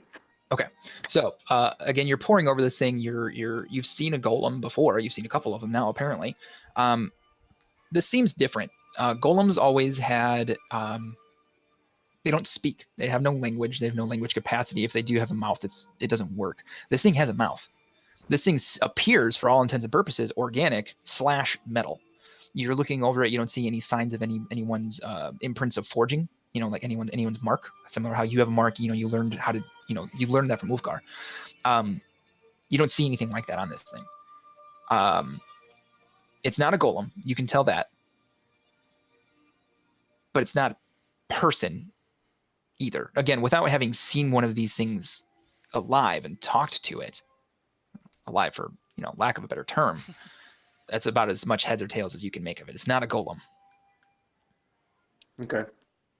Guys, not a golem. That's Well, I kind of could have scary told then. you that.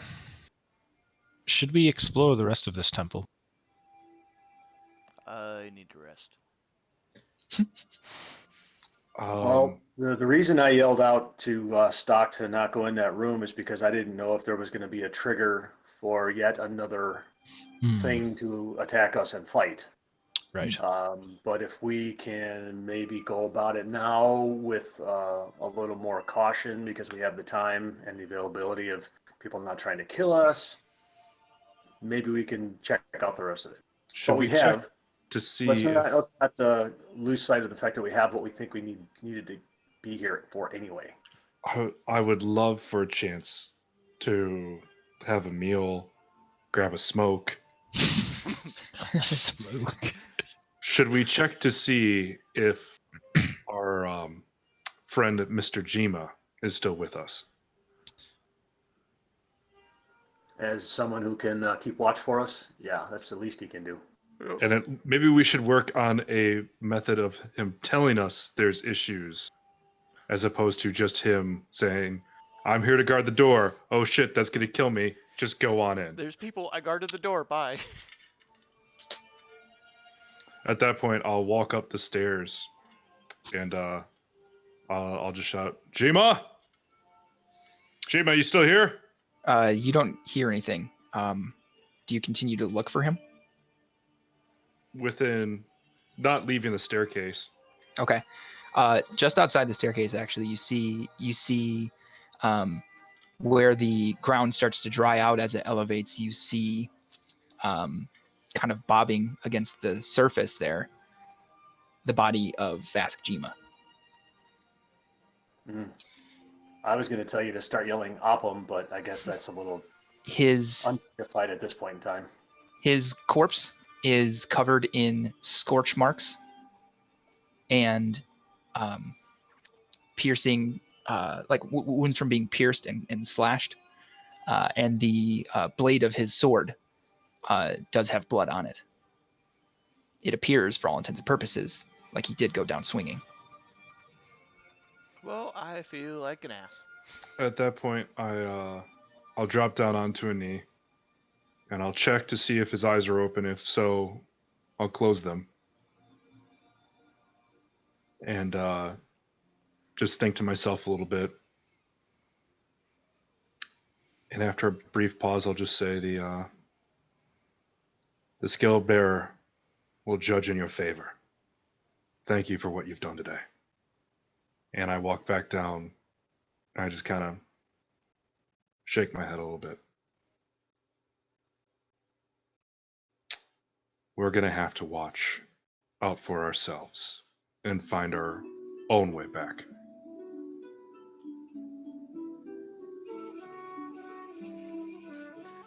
Sometimes I think you do this on purpose, Corey. The music? Yep. I don't. It's just been so poetically perfect. Um, Well, let's take a long rest, investigate this place, and then start heading back to the college, I guess. If we check out, I mean, we were just in the, I guess it would be considered an antechamber. We can. So far, only stock has been out that way. So I mean, you guys, as players, obviously you know what was in there. It was like the destroyed or inert bodies of more of these metal men. Another thing I'll do is I'm casting Mold Earth again to restore the hallway to the way it originally was. Okay. Well, what I'm saying is we can find one of the chambers to hole up in Yes. and take watch. We can long rest. Which way Yeah. did those doors open initially? Leading The door that you guys came in. Yeah. Mm-hmm. I believe that I said it opened in.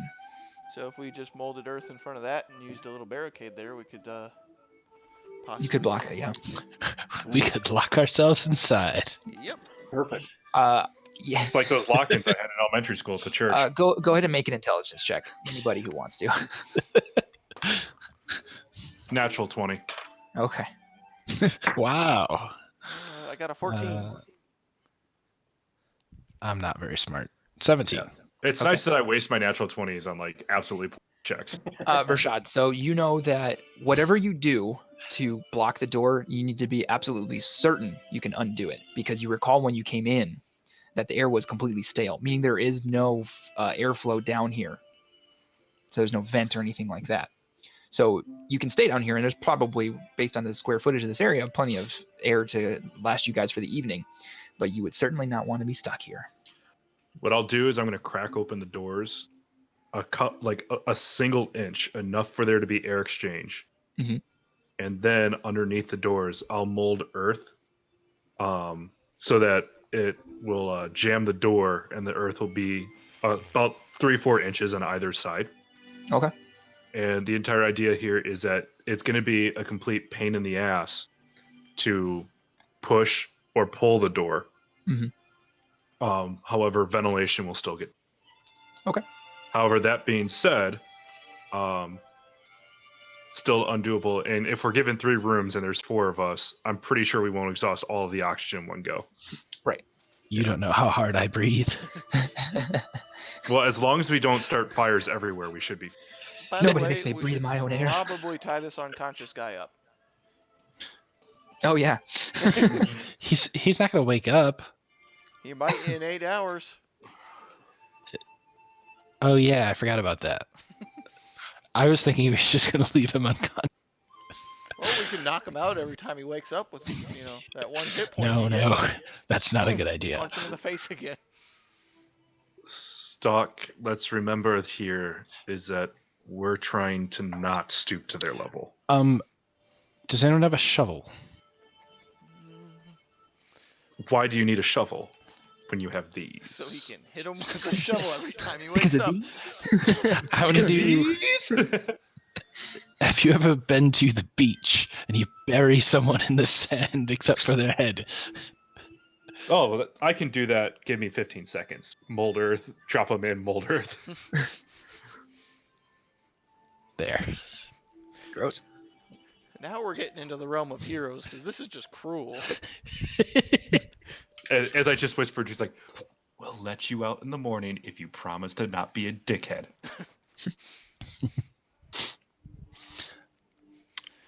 Guys, I'm gonna be honest. This is a lot more fun when I don't have to pretend to be somebody else.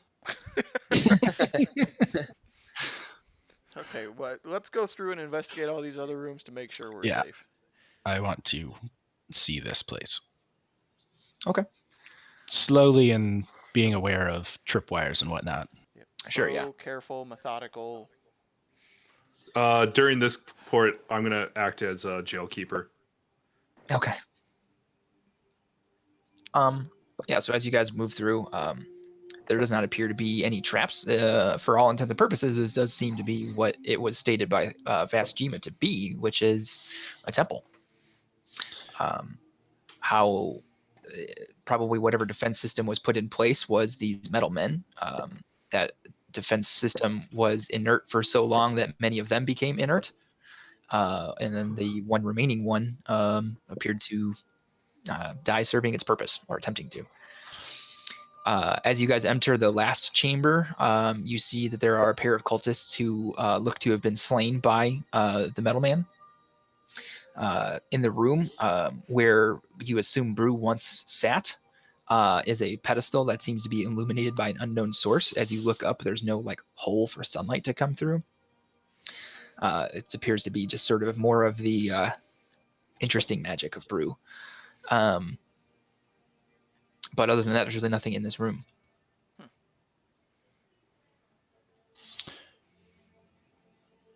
So there was just the one metal man. The one that still appeared to be active when you guys arrived. Yeah. So there's no metal men in this room. No, not in that room. And in this room, the room that you came through, there appeared to be 5 decommissioned ones.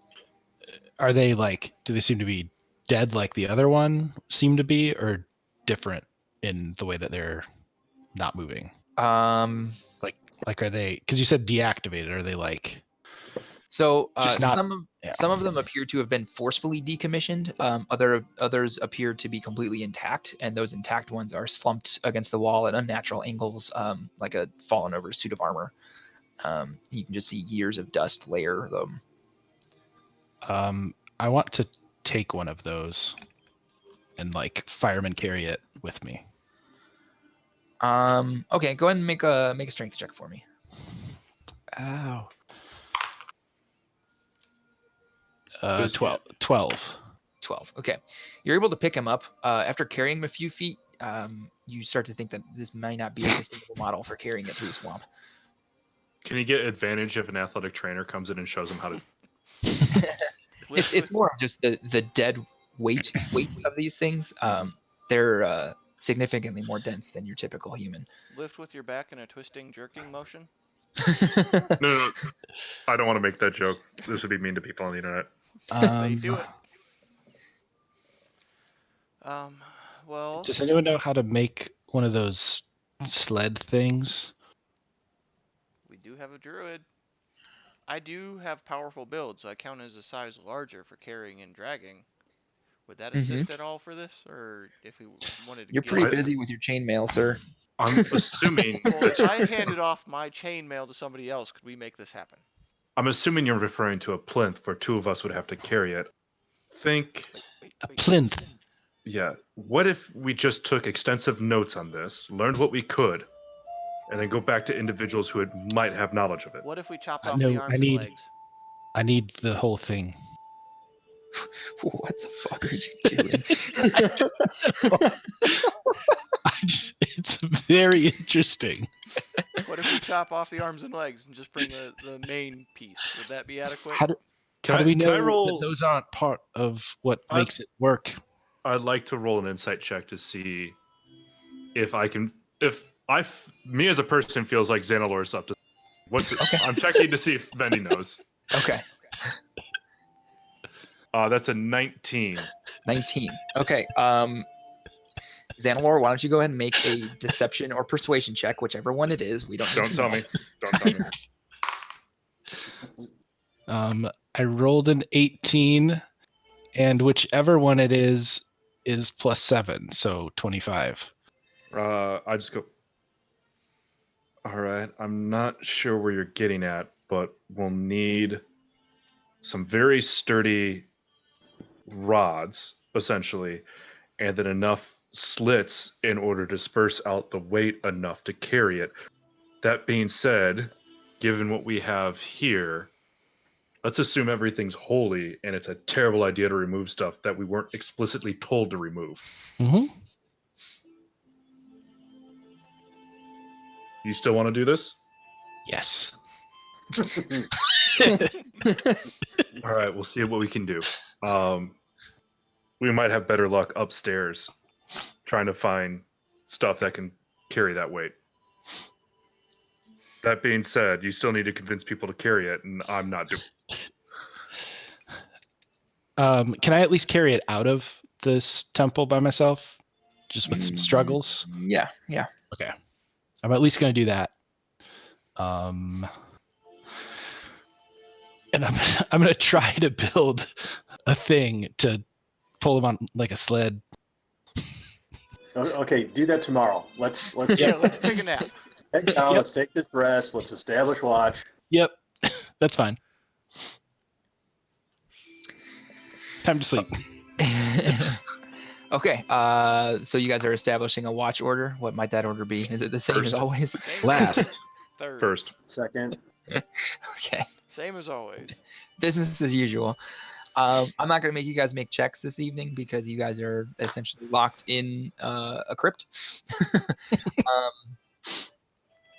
It's a very quiet, very, very quiet evening. Probably the quietest you've had because you're, 20-something people aground. Just so you guys know, I probably got about another 13 minutes, give or take, because I have to still shower and shave for work tomorrow. Okay. So yeah, you guys are able to take a long rest, no issues there. Xanalor, are you looking for a piece of wood with which to tie a rope to make a sled to drag this metal man? Yeah, and I'll use like robes from these people as the Rope. thing that, yeah. Make an intelligence check.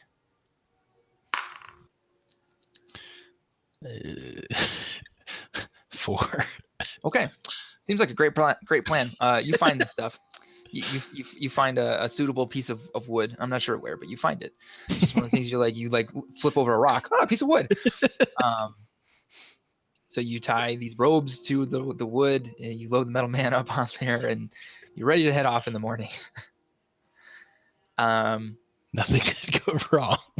What could possibly go wrong? So yeah, you guys. Is there anything you want to do at the temple before setting out? And where are you going? Are you heading back through Dezut to like the trade route through Nesme and Long Saddle?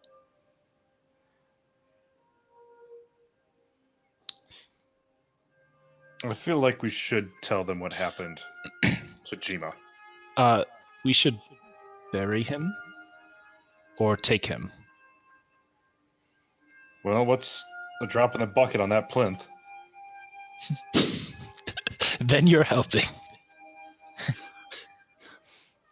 How much does Gmo look like he weighs? I don't know. Not as much as a person. How much does the metal man look like he weighs? A lot. Well, I can drag 1,140 pounds. You probably got it. Okay. And I'm carrying 203 pounds with my 2 chain shirts, or chainmail, so that Yeah, leaves just me, throw those on the plinth too. that leaves me with like 900 pounds of available dragging power. Yeah, just throw it all on the sled. And you got your stock Kino ox. All right, so you guys set Did we out. already cover that we're going to bring Vask's body back? Yeah. Yes. Okay. So you guys start moving as the path. You are moving away from the temple, and it starts becoming deeper, like swamp brackish waters. Stock, you go to change directions to kind of try to find those shallower spots, like Vask was showing you guys how to do on the way out here, and the tugging from the makeshift rope causes the sled to tilt, and the metal man, the chain shirts, and Vasjima slide off into the swamp. Vasjima's body starts to slowly bobbing away, just very slowly. The metal man and the chain shirts are gone. I dive. I They're grab there. Vask. Okay. Nevis has you have Vask. Xanalor, the mud is starting to like engulf this metal man. You're having a hard time pulling him back out. I'll assist with pulling the metal man back out. All right, guys, make a strength check. One of you do it straight. Oh, Probably be better What's that if I... yeah. Better that Stock does it then. What's the save throw you need for getting caught in sucking mud? Exactly, that's what we're sorting out. Yeah, I didn't. I'll mold earth and or I can use create or destroy water. It's too deep. What did you roll, Stock? I got an 11. 11. Okay. Yeah, you're able to it takes you some time because the mud is fighting against you, but you're able to pull the metal man out. What It'll about all be Clearly, worth this it. sled thing isn't going to work. what about recovering the chain shirts? Someone's got to hold the metal man. Is there a dry patch I can plop them on real fast and recover at least one of them? Look, it'd be easier if I just grabbed the chain shirts. Because I figure at this point I'm going to at least put one on the metal man and just drag the metal man by his arms. That's the way to do it. Yeah. Look, Okay, that's this is just nasty. you dress up your muddy mannequin in a muddy chain shirt, drag him by his muddy mannequin chain shirted arms, And I'm and someone Absolutely. else, and Vershad carries the other disgusting. For the pile of record, mail. I'm not disgusted by the mud. I'm disgusted by the And you guys, over the course of, it takes you most of the Longer. day again to get through the swamp to Dazut. We're But you heavy do packers. arrive just before nightfall. Such heavy packers. Might I suggest we leave the metal men outside, to dry off. just in case it's holy to them? I cannot believe I'm saying this, but do whatever you want with it. Oh, this is going to get weird now. Okay, so you guys find a place to stand up your metal chainmail mannequin, so that he won't slip away into the mud and won't be spotted by the lizard folk. At least you think. Yeah, so you guys make your way into Dazut, carrying Neves carrying the body of Chief Dazut's son.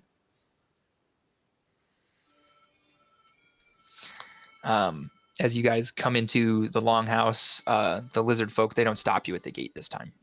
Seeing who you are, especially seeing who you're carrying. A small, like as you move through the village, it seems like the villagers, they kind of like start to follow behind you guys. And you guys go into the longhouse and you turn to look over your shoulder as you go in, and you see that most of the village is standing outside behind you. And you go before Chief Dazut and you lay down the body of Vask. And Chief looks at him with a blank lizard folk stare. Looks back up at you and says, what happened? We were ambushed. He stood guard. He fought them all, single-handedly trying to buy us time. We were unable to save him. And we would have cleaned the mud off of him and at least tried to clean him up a little bit before dragging him in. Yeah. Whether or not this is true, I say we only survived because of him. And yeah, I think I'm lying. He kind of looks you guys over, and he says something to one of the attendants in lizard folk, and a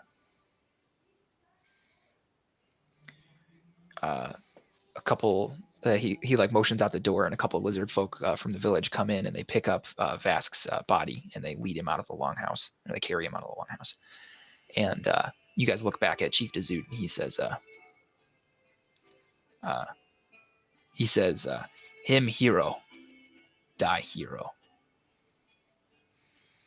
Agreed. I just nod. Mm-hmm.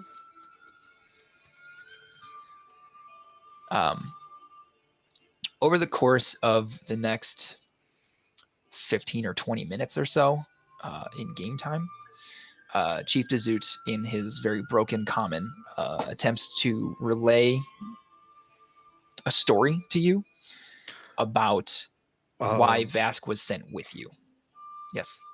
So I do have an druid ability that Mhm. allows me to speak Sylvan. Okay.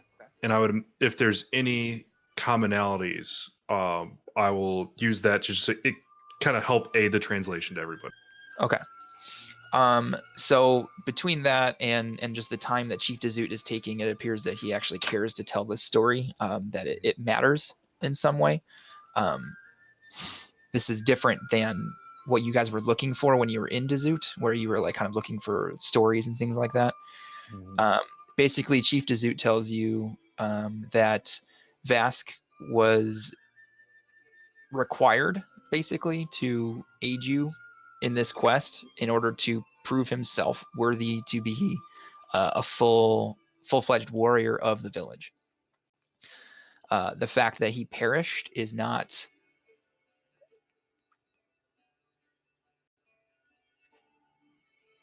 it's not as uncommon as it might feel to you guys. Out here, it's much more closer to the fight or flight, survival of the fittest, sword logic kind of stuff, where you survive long enough to come up against the thing that's going to survive against you. So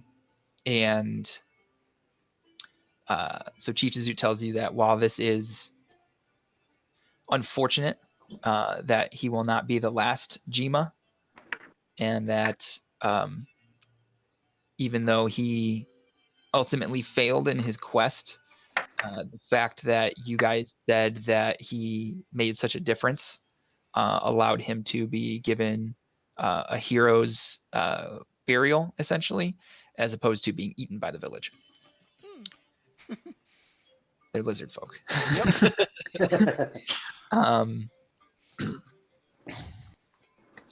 Chief Dazut, you notice now as you talk to him and spend more time with him, he has very similar markings and colorings to Vask Jima, which means that you infer that Chief Dazut is in fact a Jima, and that maybe Chief Dazut is not a name but a title. And so really with him being and like you guys are in a sort of a savage patriarchal ecosystem and political atmosphere here in Dazut. So he's the fattest one you've seen. Since he's the chief, he gets the most food. He gets the most mates. So there will be more Jimas. This is not the end of Thok Jima's bloodline. However, it is that still explains all those weird night sounds we heard. it is Yeah, still and the lizard heart attacks. But yeah, so you guys are able to stay the night again in Dessert, and I guess that's probably where we will end tonight's session. All right.